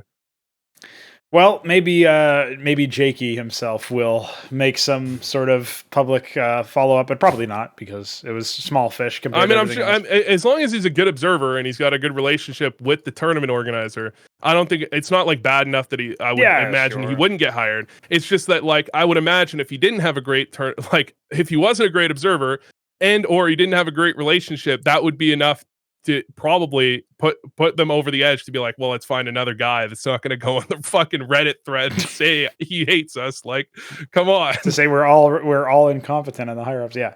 Not the best. Obviously, that's just implications. We're us reading into it, but it is still kind of funny. Yeah, I think in general, I mean, if you're going by quality of game, you probably had higher quality games themselves at Flashpoint, just because it is the CS, obviously, like the European CS, like home base. Whereas, it can't be that good if a team that could lose to Anonymous can get to the finals. Like, come on. That is true. Right. A team that lost twice in a double elimination bracket was able to make it to the finals. Finally, by the way, a couple of people are talking about, like, how bad was the lag, by the way? Like, I know I think they mentioned it on by the numbers, where it's like, dude, we don't even know, by the way, how bad the lag was. We still have no footage. We still have. Oh, but I did retweet a tweet that you might be interested in. Yeah, I saw it. I had to go back and find that one. That's still insane that's still up, by the way. It's insane that, like, nobody fucking cared how bad the lag was. Like, if there's lag once a half, like, are you serious? You're replaying the whole game because of that? I don't know, man. It's this one. This one's gonna bother me for a while. And what's fucking funny, dude, is I make like. The thing is, I come up with these tweets that are clear bangers to just dunk on Nip. Like, I came up with this fucking this Nip one where I said, "Have you ever seen a team lose twice in a double elim bracket and still end up in the finals?" #historic. Yeah, and all of the replies are like the fucking rent free and shit. And I'm like, dude, this is like just such an obvious banger. Like, and now it's to the point where I'm like, oh, I can't tweet about this shit, even though I've got like a sick fucking banger to tweet out, because everyone's gonna be like, oh, fucking boo tweeting about Nip again. He's just fucking so. Nah, you might as well just do it, dude. You might as well just do it. I don't know. I held back a couple. I almost held back that double elim bracket one, but I was encouraged to post it, and it did well. But then someone was like, why not, if you have a problem with this, why not tweet about Flashpoint should change the rules instead of NIP? You're not doing anything to help.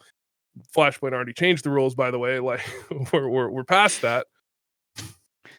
What a mess. Why is this whole community a mess? Why do they all love the players and the teams, but not competitive integrity or sensibility or anything good? Why? Explain. You can't explain, even though you can explain a lot of things, but you even explained the CSGO economy on one of your recent videos. But you can't explain why these people are, as the chatter puts it, you can't explain. You can't magnets, man. How do they work? How do they work? Tide goes in, tide goes out. Can't explain that. Oh man. Can't explain Republicans either, I guess. Whatever. So, all right. One of the things we'll segue into now is a little bit of the games themselves. Obviously, kind of hinted at like the quality of the Flashpoint games being a bit higher. Did you find any of the matches at Flashpoint that you actually did watch besides the? I'm waiting for. Yeah, the rematch was great. Yeah. Did you find any of the matches that you actually enjoyed watching from like a game quality perspective? I mean, I'm happy to see mouseports doing really well. That's like a lot of people are down on mouseports. Like they're basically saying like, oh, Dexter's not a legit IGL and yada yada yada. And you know what? I'll say like he seems to be more fragging than IGL right now in the games that I've seen him in. But people seem to be like just writing them off because we're close to lands and they don't expect that to success to carry through. Do you think that that's like a wrong take or? So the thing is that Dexter spent like a year and a half dunking on the Oceania region. And so I've reviewed a few demos of his, and he, in the Oceania region, he was unbelievably good. Not in that he was hitting the craziest shots. His reads were constantly on point. His rotations were very smart, and his position was really good. And that's the type of thing that will transfer over to a higher level, but you might have to tone it back because if you play against Oceania teams, like I remember I've got one on my channel where I've reviewed Dexter against the old Cloud9. I believe it was Renegades versus the old Cloud9, where, you know, there was a round like long A on overpass. Floppy made a footstep when he was backing up, and Dexter immediately flanked. Like, top teams aren't going to make that mistake, and so you're not going to be able to hard read them quite as much because they're going to punish those types of reads. So it's going to take a little while to transition, but that type of play style will eventually work out well. So I figured it would take a transition period, and then they would start doing pretty well again, because Dexter would have to adjust his IGLing and his gameplay, and they get there. And so I feel like that is essentially happened. That is like, I don't think we're all the way there, but I think mousesports will do really well over time because I think Dexter, I think the thing is like a lot of his IGLing is probably based, or it looked like it was a lot of mid-round stuff, which is probably based around his own reads, which are going to have to adapt, and it's going to take some time. And I think they've been slowly getting there. So I don't think that this is going to be, I mean, are they going to win every event? No. I mean, this is another one where just everyone activated, right? But I think they're going to be a competent team that can definitely contest and contend with top teams for a while. Pronogo muted, they're saying. We'll cut that part out, don't worry. I was just saying that mousesports showed up. They had this big finish. They walked in and they only lost one map in the whole thing. And Dexter himself obviously is like, I wonder if maybe the reason why people are down on Dexter is because Kerrigan, Lord Jesus, he obviously moved on to FaZe Clan, which has gone down the wayside, we'll say. Well, it hasn't gone well. But people were initially probably, if I had to guess, counting him out more because of that, because of the comparison between the IGLs than Dexter himself, because most people probably didn't even know him. Most people didn't do demo reviews on Vu's channel. So there you go. But I think, well, first of all, the results initially were pretty bad. They were like, to go from what they were with Kerrigan to what they were initially with Dexter was a pretty big drop off. And people probably weren't expecting that because you're bringing in someone that's supposed to frag pretty well and IGL pretty well. So I think people were getting down on the gameplay wasn't great. But I also think that there was like this level of, we don't, like, people just basically saying, I don't think that an Australian player is going to come out of Australia and do well. I don't think that's possible. Like, I don't think it's going to happen. I think that was like a significant part of it, where people just didn't have any faith that it was going to work out.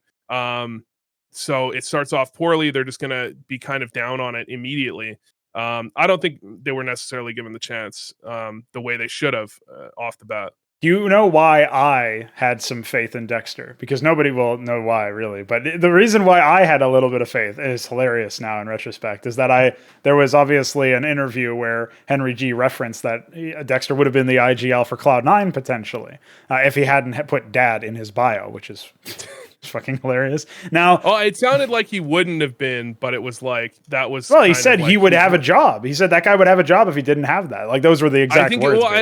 If I remember, my memory of this was like he would probably be picked up by a different team by now. Oh, okay, sure. Yeah. But not that like Henry G was. It was like it looked like they considered him. Then were like they just immediately stopped because they saw that he was a dad and knew it wasn't possible. Not that they were like, well, we definitely want to pick this guy up, but he's a dad or some shit, right? It sounded like you probably wouldn't have been picked up, but at least he would have been in consideration. All I'm saying is if you're in consideration for Henry G and his prestigious organization, Cloud9, which has a storied legacy within CSGO, then I would suggest that you're probably a pretty good player. Now, let's just ignore the fact that Henry G and CSGO Cloud9 no longer exist. That's all. It's just, at the time, it made perfect sense. Like, oh yeah, Cloud9 is going to be a big project. They wouldn't just spend money for no reason. And the rest is history. Yeah, I mean, I see this TENS buyout thing where it's like TENS on a 3-year contract buyout for $1 million, 7 figures. Yeah. The question is TENS? Did you see this? Have you seen anything about this? That's over in Valorant. I made a poll. Is TENS's contract worth more than his buyout? And right now the poll is leaning towards the buyout is higher than the contract, which is just a great example of why fucking players need to stop fucking signing long contracts. Yes. And I know a few players, okay, that have been offered contracts that are long and they've had to sign them because it's basically been, look, you're signing this or you're not. Like, you know, there's not a lot of negotiating power. Yeah. Right? Yeah, you don't have negotiating power. If you have negotiating power, like you're a top player in your region, don't fucking sign a multi-year contract because listen, dude, if you are good at the end of the contract, your team will fucking beg you to stay. They will beg you to stay. They don't want to make moves if they don't have to because every move is a gamble. Even if you pick up a good player, it's a gamble. If you're not good enough, or if you are good enough and they just want to make a change because they want to fucking bring in device, they will cut you so fucking fast, and you will be lucky if they let you leave for free. Yes, that would be lucky. They will fucking hold you to your contract until you get bought out.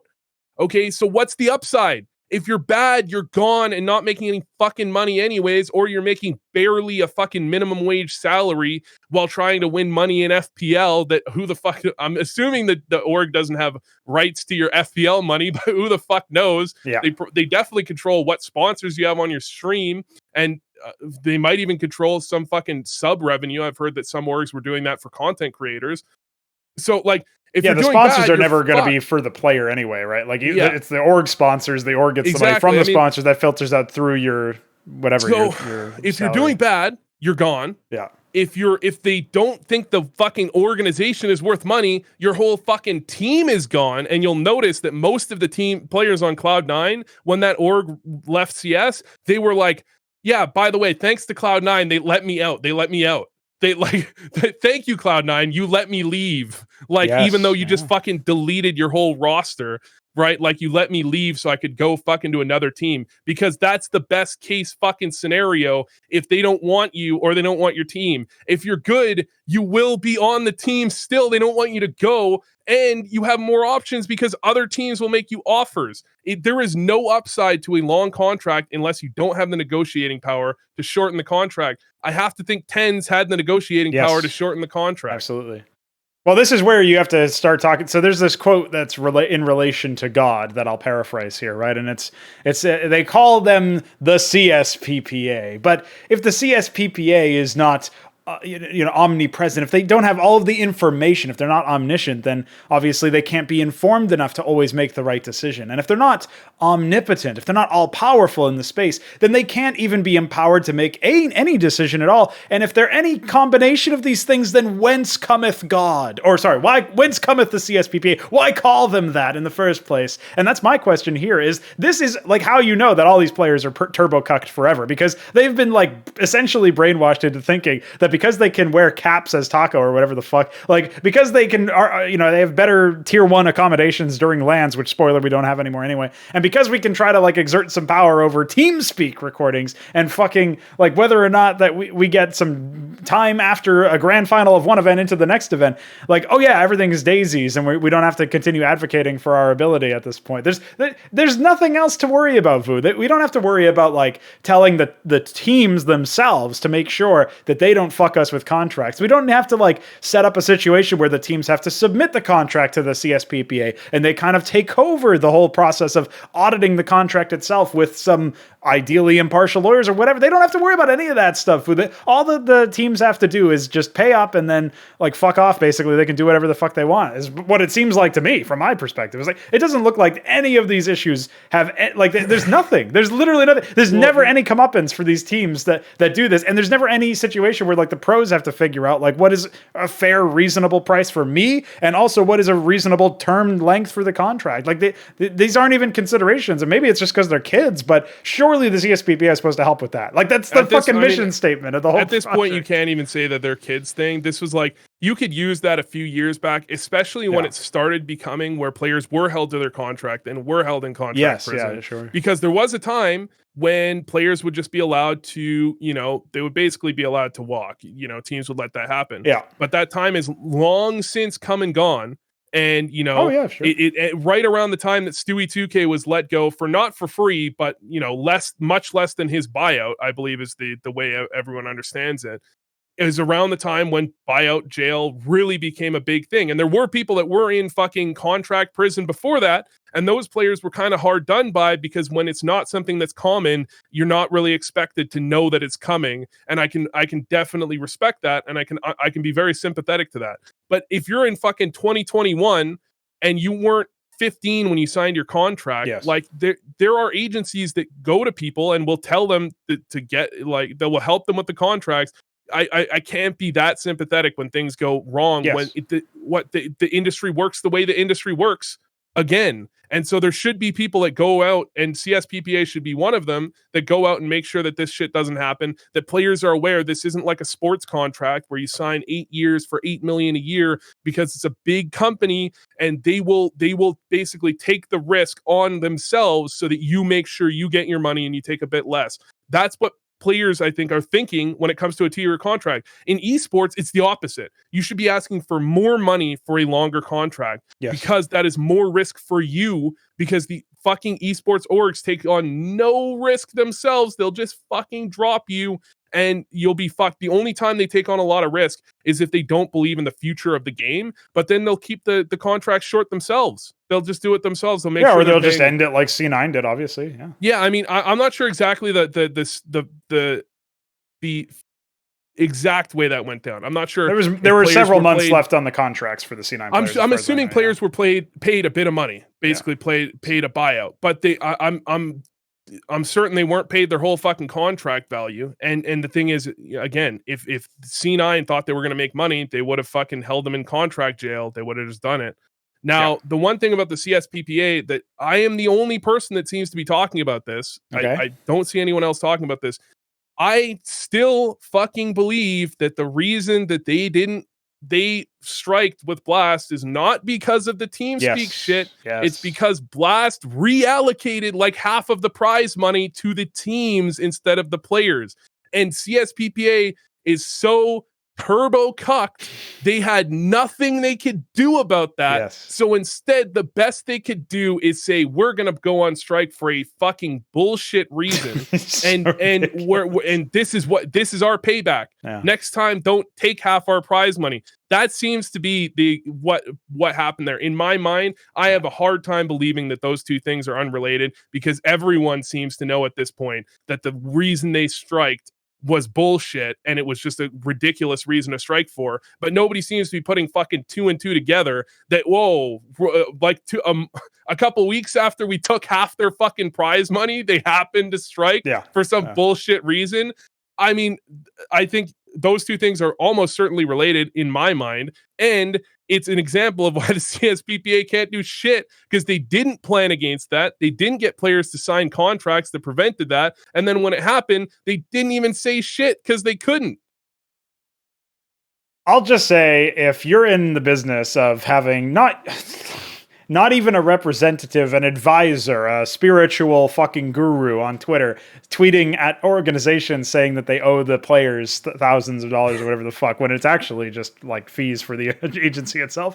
At that point, you're probably like, it's beyond the veil. Even the supposed good guys are fucked in this fucking industry, dude. Like these people don't even have like you talk about communication problems a lot in the previous episode. Obviously, we're talking about NIP, we're talking about Flashpoint, we're talking about like Valve and stuff. Well, no internet provider. Yeah, Still no the internet funniest provider. fucking meme to come out of that whole thing.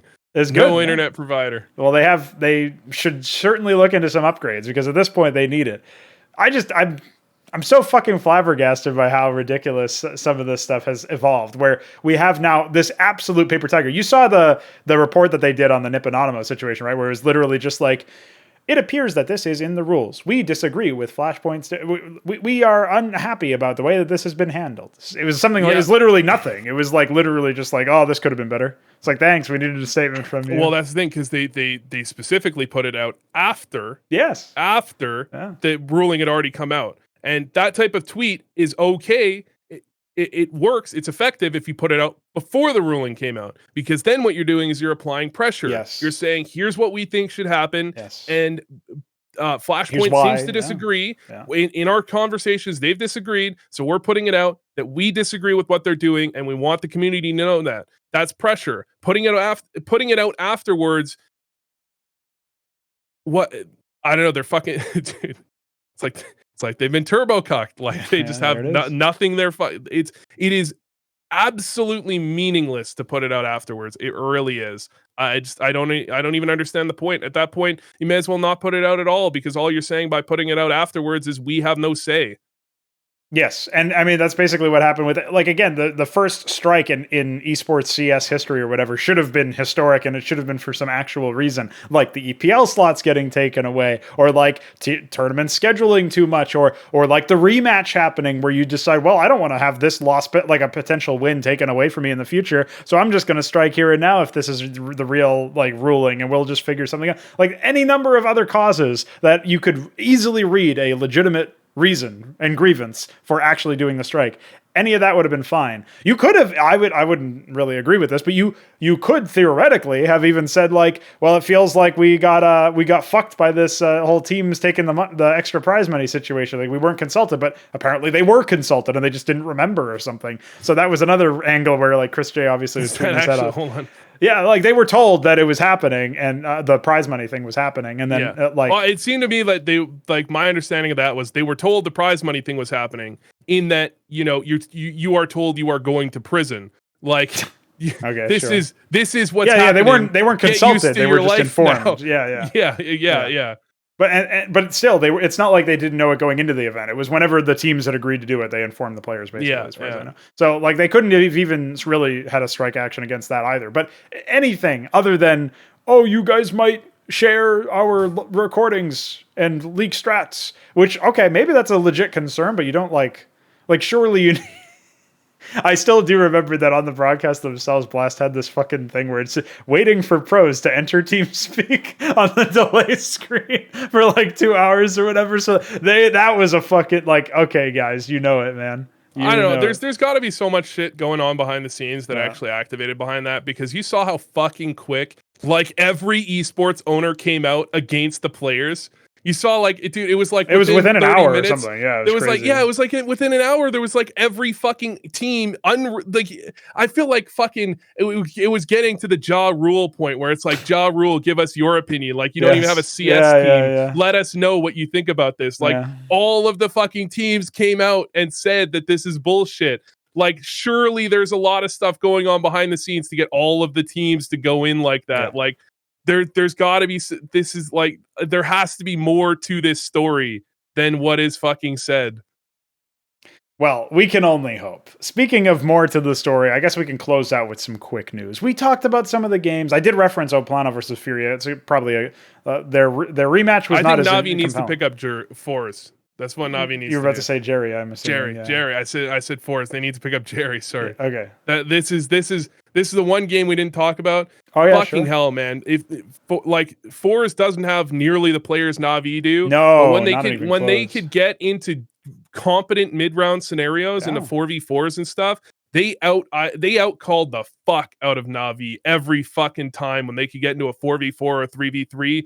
Jerry was running fucking circles around NaVi. And that's not necessarily on Boomich, because that's, you're on T side, the CT side. A lot of that is individual players making reads, making plays, right? But I don't see the same thing happening in the other direction. I don't see games where I see Boomich call the shit out of a T side and really get him go from 3v3s to converted 3v3s or to winning scenarios every fucking time for a whole half. I don't see that. I see Jerry do that all the time. And I know they're not going to be able to get Jerry even if they wanted him, but fuck, man, Jerry's a great IGL dude. I think that he's going to win a major in the future. Calling it right now.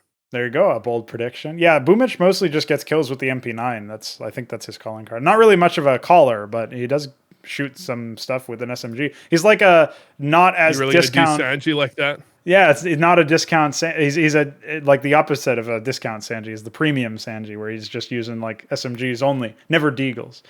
I don't know about NaVi. Like, I just write off any CIS event that they're at, unless even if they do well, I'm just like, yeah, whatever. It's like fucking coin flip. Yeah. So it's kind of hard to say. I mean, they have this playstyle that's tough. A bit more suited against the Westerners, I think, than like the Russians. In general, it's kind of like an NPC response, but that's just, it seems like to be like, especially with the online shit, I just take all that with a pinch of salt. Yeah, they're also still the big dog in the room. They really are also still the big dog in the room. So they are still looked at. From an organizational standpoint, of course, And because they have the best player in the world on their roster, I mean, there's a lot of factors that play into that, because if you think about it, like, surely by now, they're not even the best, like, CIS team, according to the rankings, and according to most pundits, they'll say, like, Gambit tends to play higher than them, and obviously VP is, like, a close third, maybe, or something, with NaVi in the middle. But, like, when it comes to the money, when it comes to the organizations, NaVi will never get a player, dude. Like, they basically have to discover it and throw them into their youth squad before anything, and I don't really think they have much of an IGL. I guess Monesi is the next guy they want to really bring up. Yeah, Monesi is the one who's got all the hype around him, because he just recently turned an age that I think it was 16 that you can actually compete in some of these tournaments where there are age restrictions, and he only recently hit that, and there's some interview where he said that he's trying to be as good as Simple, which is like another NPC kind of response. But okay, like whatever, if you want to back it up. I casted a few of his games at the EDC, and it wasn't his best performance, we'll say. But he does have some potential. He does have some potential. But so does everybody else in the fucking CIS region. So he'll have plenty of room to prove that. I think part of the thing with NaVi is I do think it actually does come, like, the more I think about it, the more I think it comes down to an IGLing thing. Yeah. Because when I see their opens are actually pretty clean, and they are incredibly suffocating when they are doing well. Yeah. They'll do some really aggressive stuff, and they'll pivot their aggression really well. They'll get really aggressive. I know I remember mentioning this on broadcast, where they'll create a really aggressive play that opens up space for Simple to post up on an angle that someone is going to have to recontest later for the CTs. They're going to have to go through that angle if they ever want to have good firm map control, because NaVi would, like, they'd basically on Dust 2 run straight down mid, push back the mid player, and then Simple would post on the repeat from CT side. Someone's eventually going to have to do that, and Simple will get a kill. That's a really good play. The problem is that, like, I think when it comes to mid rounds, it's not that they're completely abysmal, but they're not good. And there are a lot of good IGLs, I think, in the CIS scene that will just run circles around NaVi if they're in even mid-round scenarios. It really does, I think, come down to partly inconsistency in players like what was Flamey, but like Bit, Boomich, Yeah, rest in peace, by the way. We haven't actually talked about the whole Flamey on this show thing, the whole Flamey departing, but it seems like it was long overdue, we'll say. Yeah. I think we might have mentioned it, like, just in passing, but I mean, he deserved to go for a while, unfortunately. But I think that really does come down to they don't have a really strong IGL from the mid rounds, and there's a lot of good ones in the CIS region, I think. Yeah, I think if Flamey could have been maybe playing a similar role in a way as maybe RPK or something. Called him fucking dumb. Yeah. IGLing. I thought no, not an IGL. I was saying that Flamey himself could have potentially been something like an RPK style player or whatever, where you can't necessarily rely on him to go big, but he might be able to anchor a bomb site.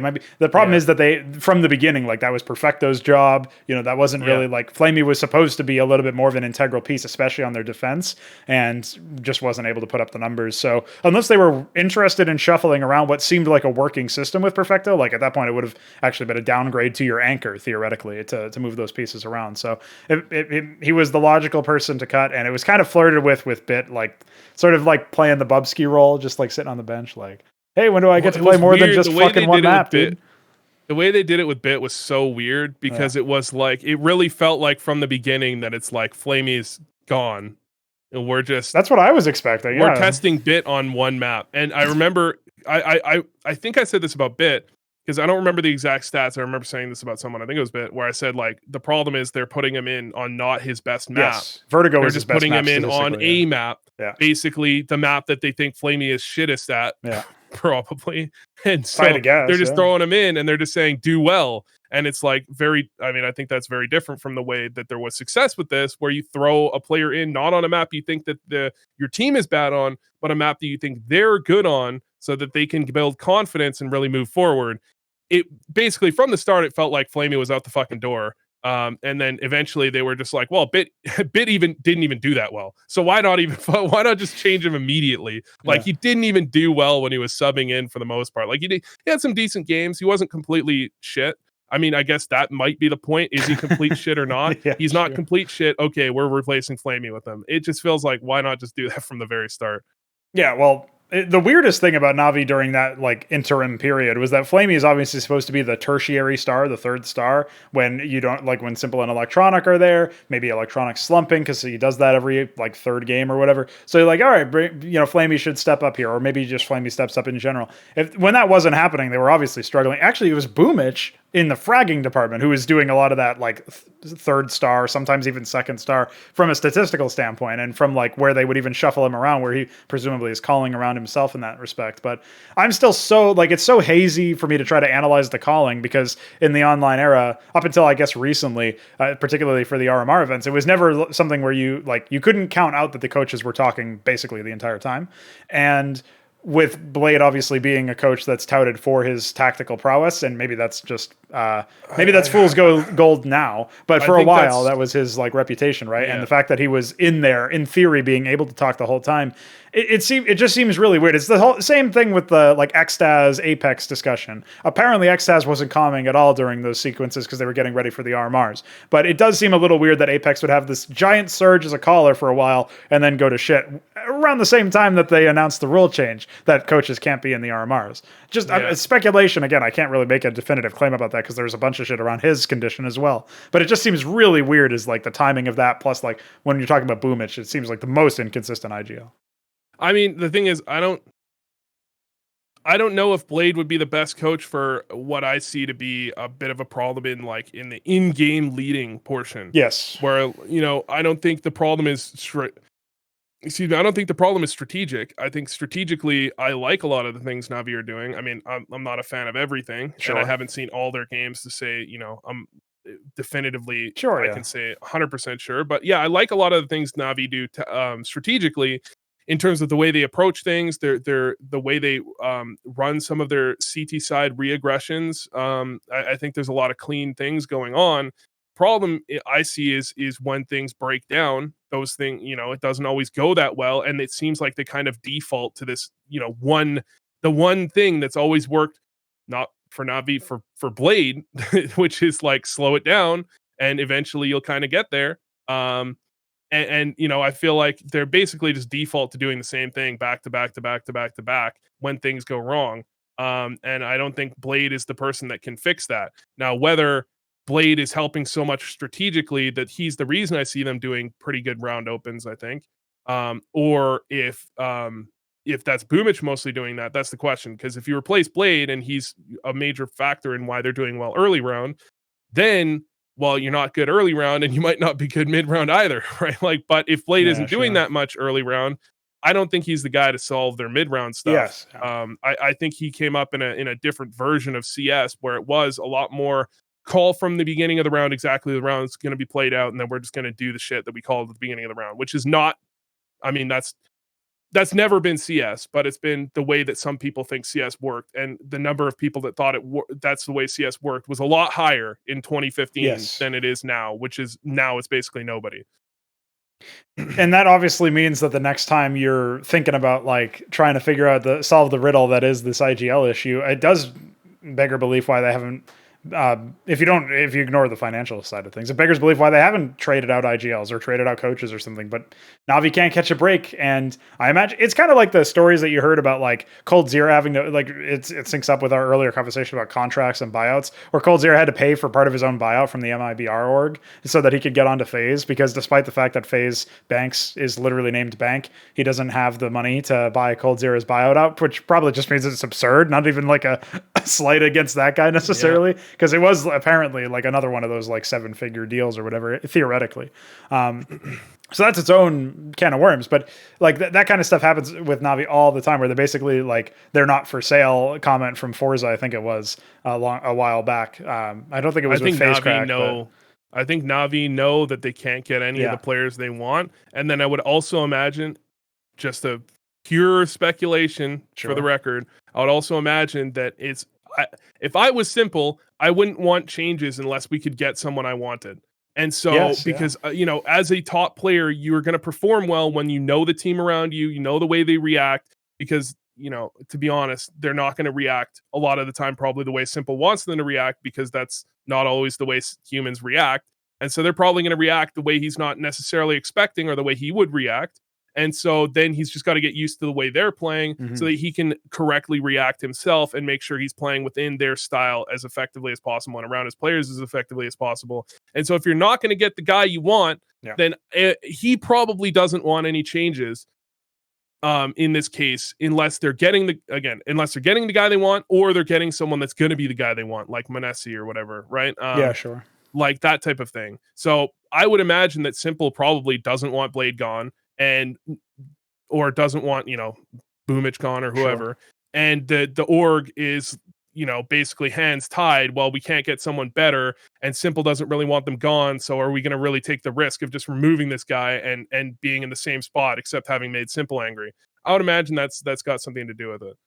This is an interesting topic to close on, because obviously something that has happened very recently in the last few months is we've seen the downfall of ZywOo at the same time as the downfall of Vitality, where they've lost some of their we'll say long-term players. Obviously RPK out the door. Now they have Kyojin, and he's the most recent addition. Obviously before that they had Masuda and stuff like that. It was a little bit longer tenured in the roster now, but the thinking is like, did ZywOo fall off because he was more dependent on his team than Simple is? Because obviously the conversation has always been which one is better for the last few years now. And everybody seems to be, especially now, saying it's obviously Simple. Like his performance basically never changes. It's always really great. It's always like his average game is like ridiculously high level. And then ZywOo used to be the same thing, same way, but didn't end up having the same success more recently. Do you think that Simple then, based on the way that you just sort of broke that angle down, where he's going to have to adapt to a new system or adapt to a new player or whatever, do you think Simple, if he had the same thing that happened with ZywOo, where players were changed out, regardless of whether or not it was like an upgrade, downgrade, side grade, do you think Simple would be more or less or the same team dependent as ZywOo is, or appears to be? I think Simple I don't think Simple is nearly as team dependent as ZywOo is. And I think Simple would easily, he would be, because people are still stuck in this narrative from like 2016, where Simple is this like unhinged maniac and he just does whatever he wants. He actually plays the majority of scenarios out from the outset the way you want someone to play it out. He plays it out fundamentally correctly. The situations where he goes outside of that are also the situations where he's going to get clipped, because those are the situations where his team loses a player and he knows he needs to bring the round back, and then he will go really aggressive, and then he will fucking do these ridiculous plays and stuff that you probably shouldn't do. Well, it's not that you shouldn't do it, it's just that you shouldn't do it normally, and he's not doing it normally, right? So because I've got this video coming out on Simple where I watched a lot of his demos, and he is given more space on his team, where he, like, on a lot of maps he rotates around a lot more than a lot of other players. Which is, I wouldn't say rotates around, I would say opens the round in different spots. But that also helps his team a lot. Like, if you think about it, if an op can basically be anywhere at any moment, then you can't play the round as a T side as that effectively, because you always have to be worried the op could be anywhere. And Simple does a really good job of making sure he doesn't let anyone know where the op is until the moment he takes a shot. He'll stay unscoped for long periods of time. But sorry, back on topic, he plays out rounds fundamentally well, and then he goes crazy when things go wrong a lot of the time. And I think he could just very easily loosen that up a little bit if the team was worse and the team was less strategic, and frag just as well. The thing about ZywOo, people would ask about it. ZywOo and Simple were neck and neck for a while, but ZywOo never had the same kind of go aggressive in the exact correct way and just open rounds on your own thing. He would do it sometimes, right? But I don't think he would. He was more of a system-based player where he would always make the correct play. And ZywOo was kind of, in my opinion, a lot of his kills, you would see the crazy ones because he is fucking nutty. But a lot of his kills were more like, does anyone remember a ZywOo kill or whatever that meme is? Yeah, like sure. A lot of them where you would just be. Right?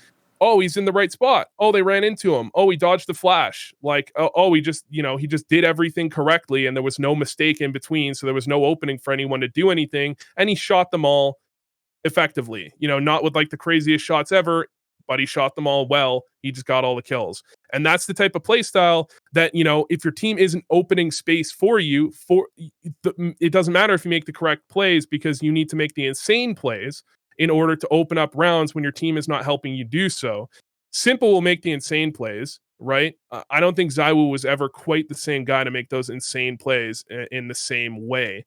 And that's why I think there were teams that at times could shut ZywOo down, because when he did go for those insane plays against teams that were better, they would oftentimes be able to just duel with him and win, whereas I don't think they can duel with Simple and win. Because Simple's just got that fucking ridiculous aim, and he's got crazy reactions. He's just gonna win it.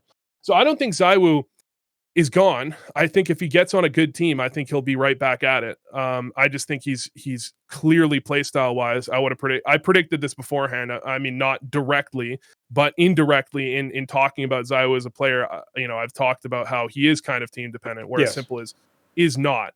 And I think Simple could easily up the gear with different players. It's just, if you want to be your best, if you want to be the best player in the world, you need to play with, you need to know what your team is going to do, and it's going to help a lot, right? That's why I'm saying that about Simple.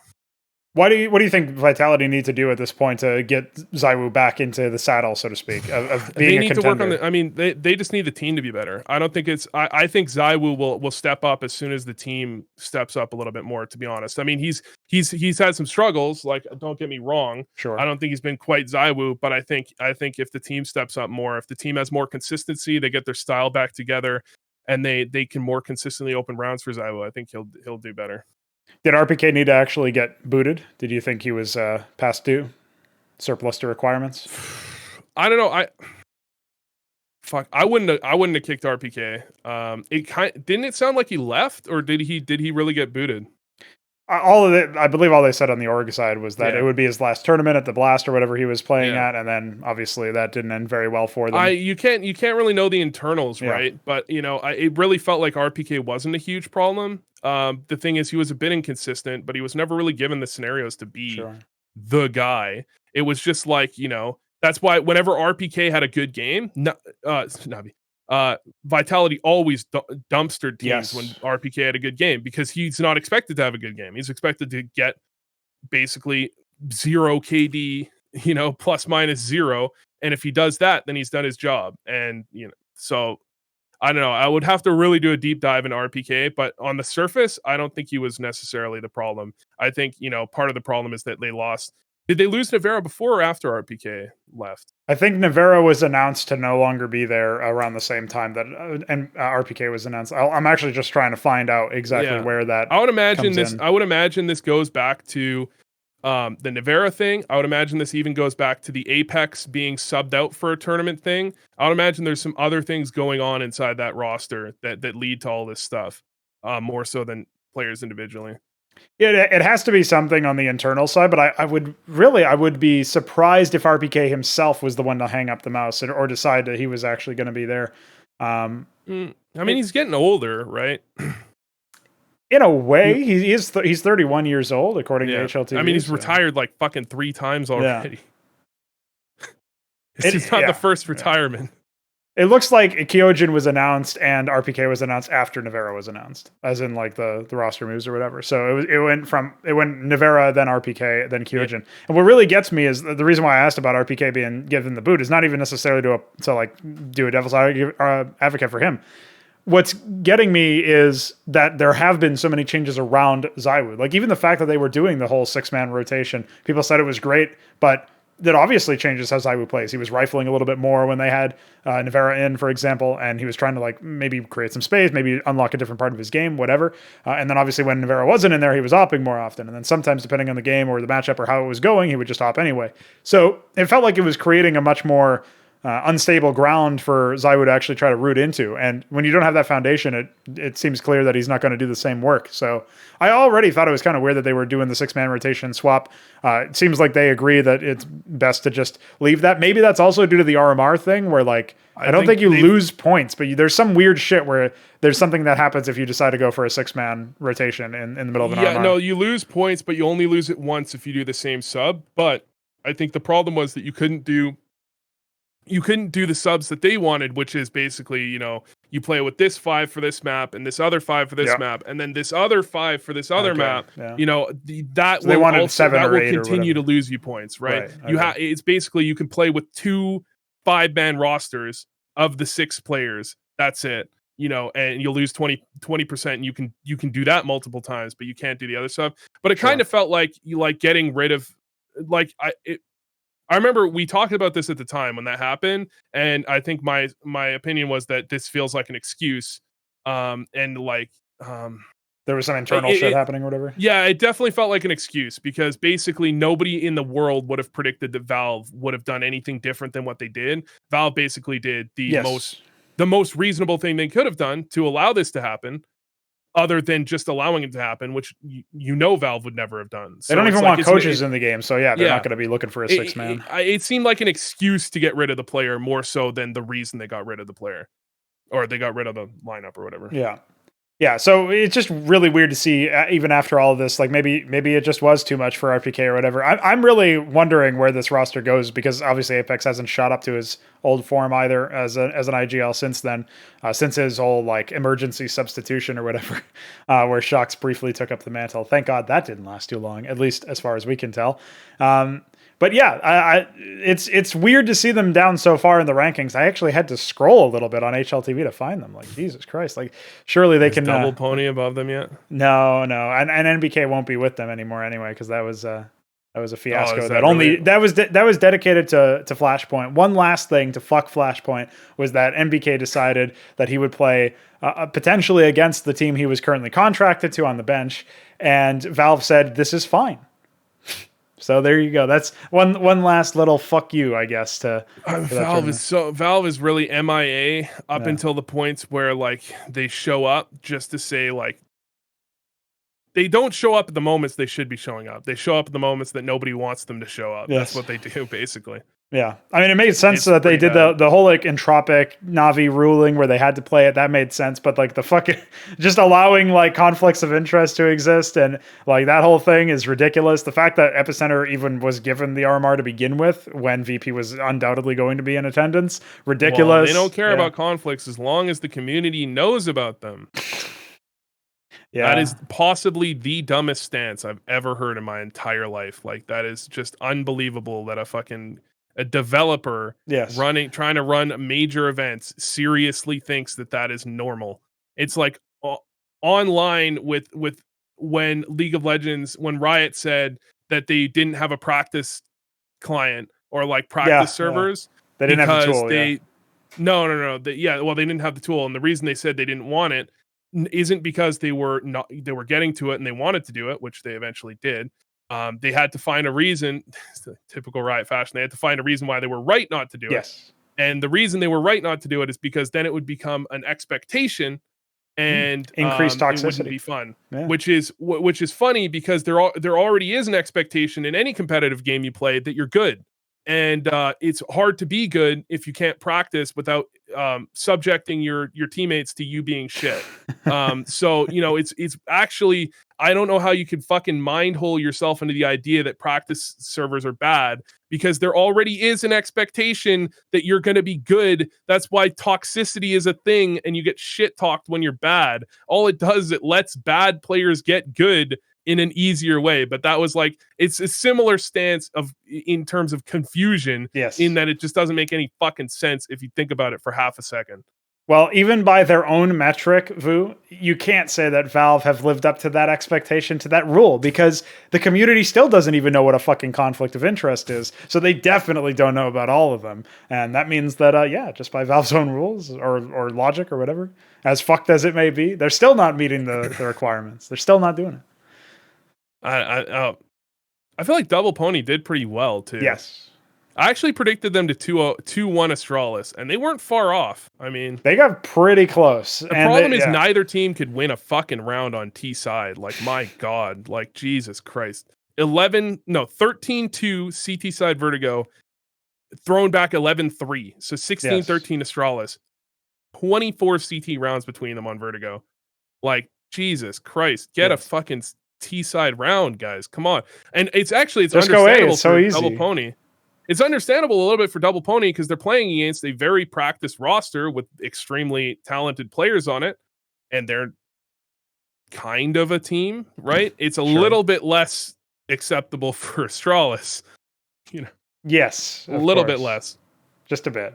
I've never understood the whole that's something we should keep track of and maybe put a pin in for the next episode. But we should definitely be looking a little bit closer at Astralis now, because if they are able to do nearly as much as, if they're able to replicate the results they had with device, without device, that will be an accomplishment.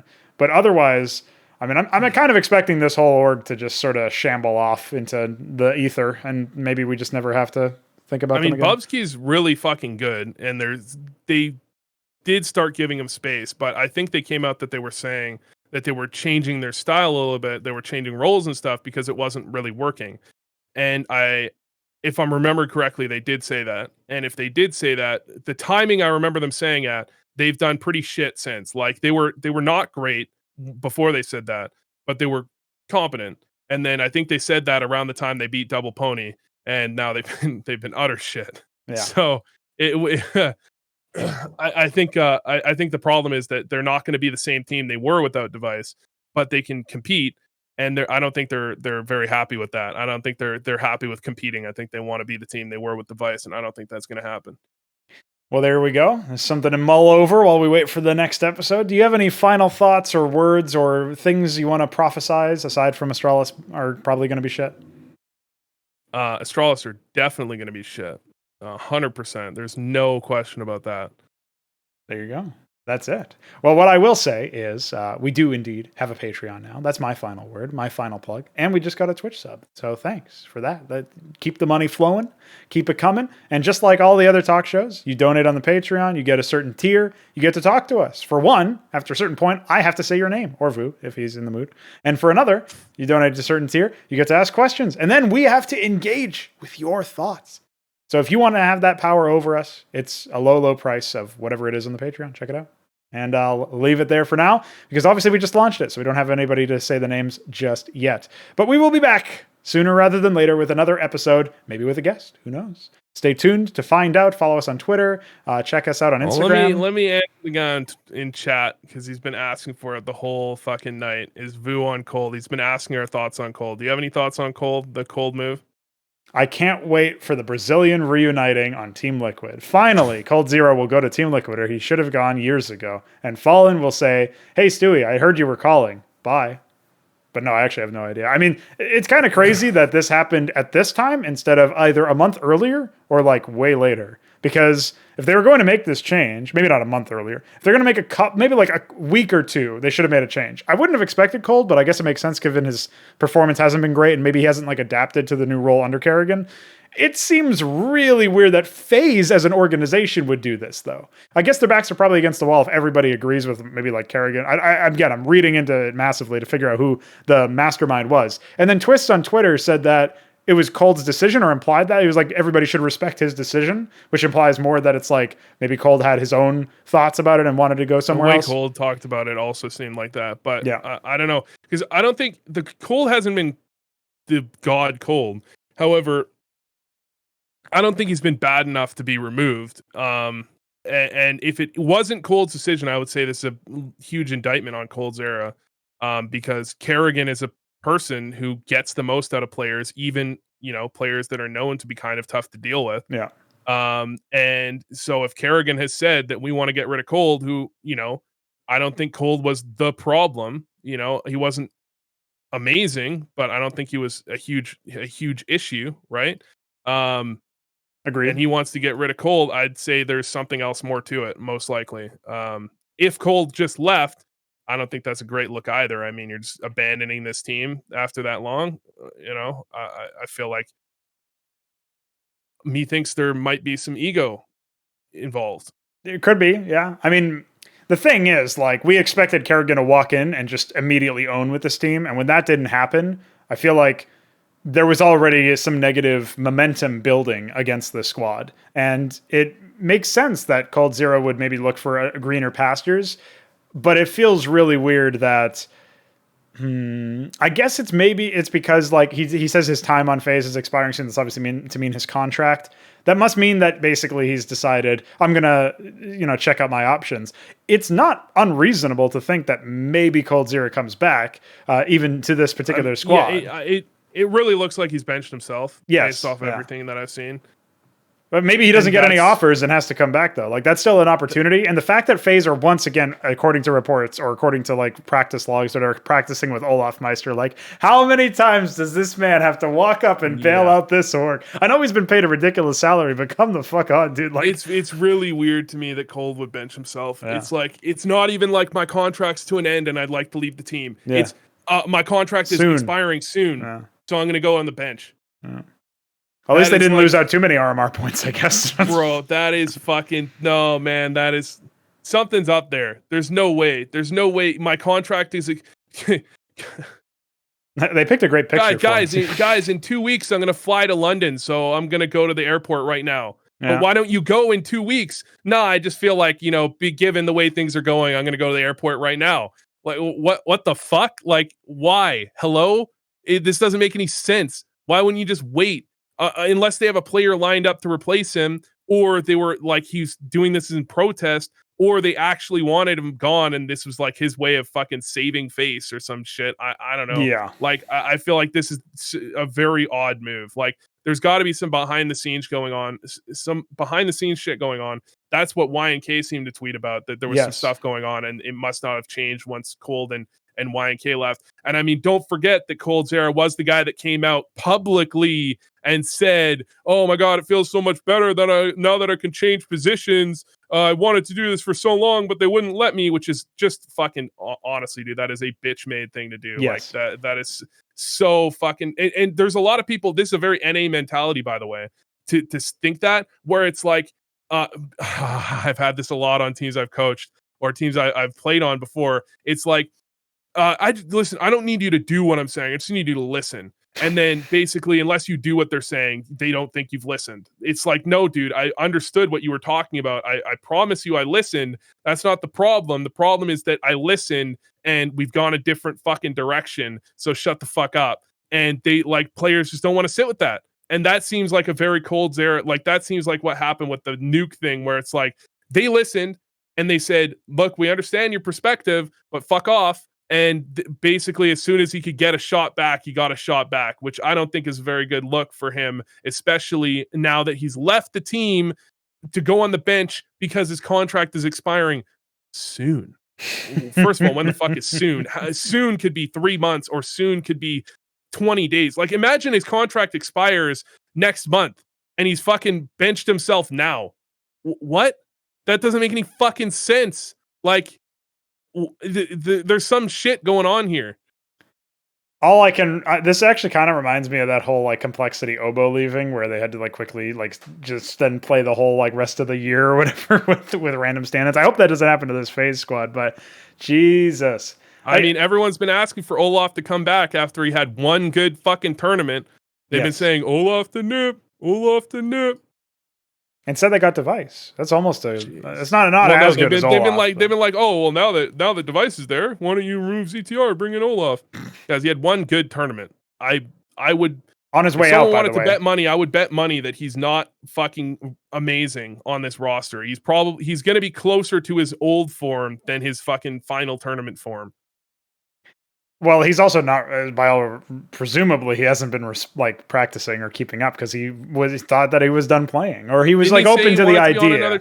He was open to the idea of being on another team, but unless he had offers, I don't know how much he was playing. He was, like he could have been taking an extended holiday or whatever, as FaZe players are wont to do sometime. You never know. All right, we already did the outro. We already did do the outro, but and I'm not doing it again, so I guess that's just it. Yeah, bye.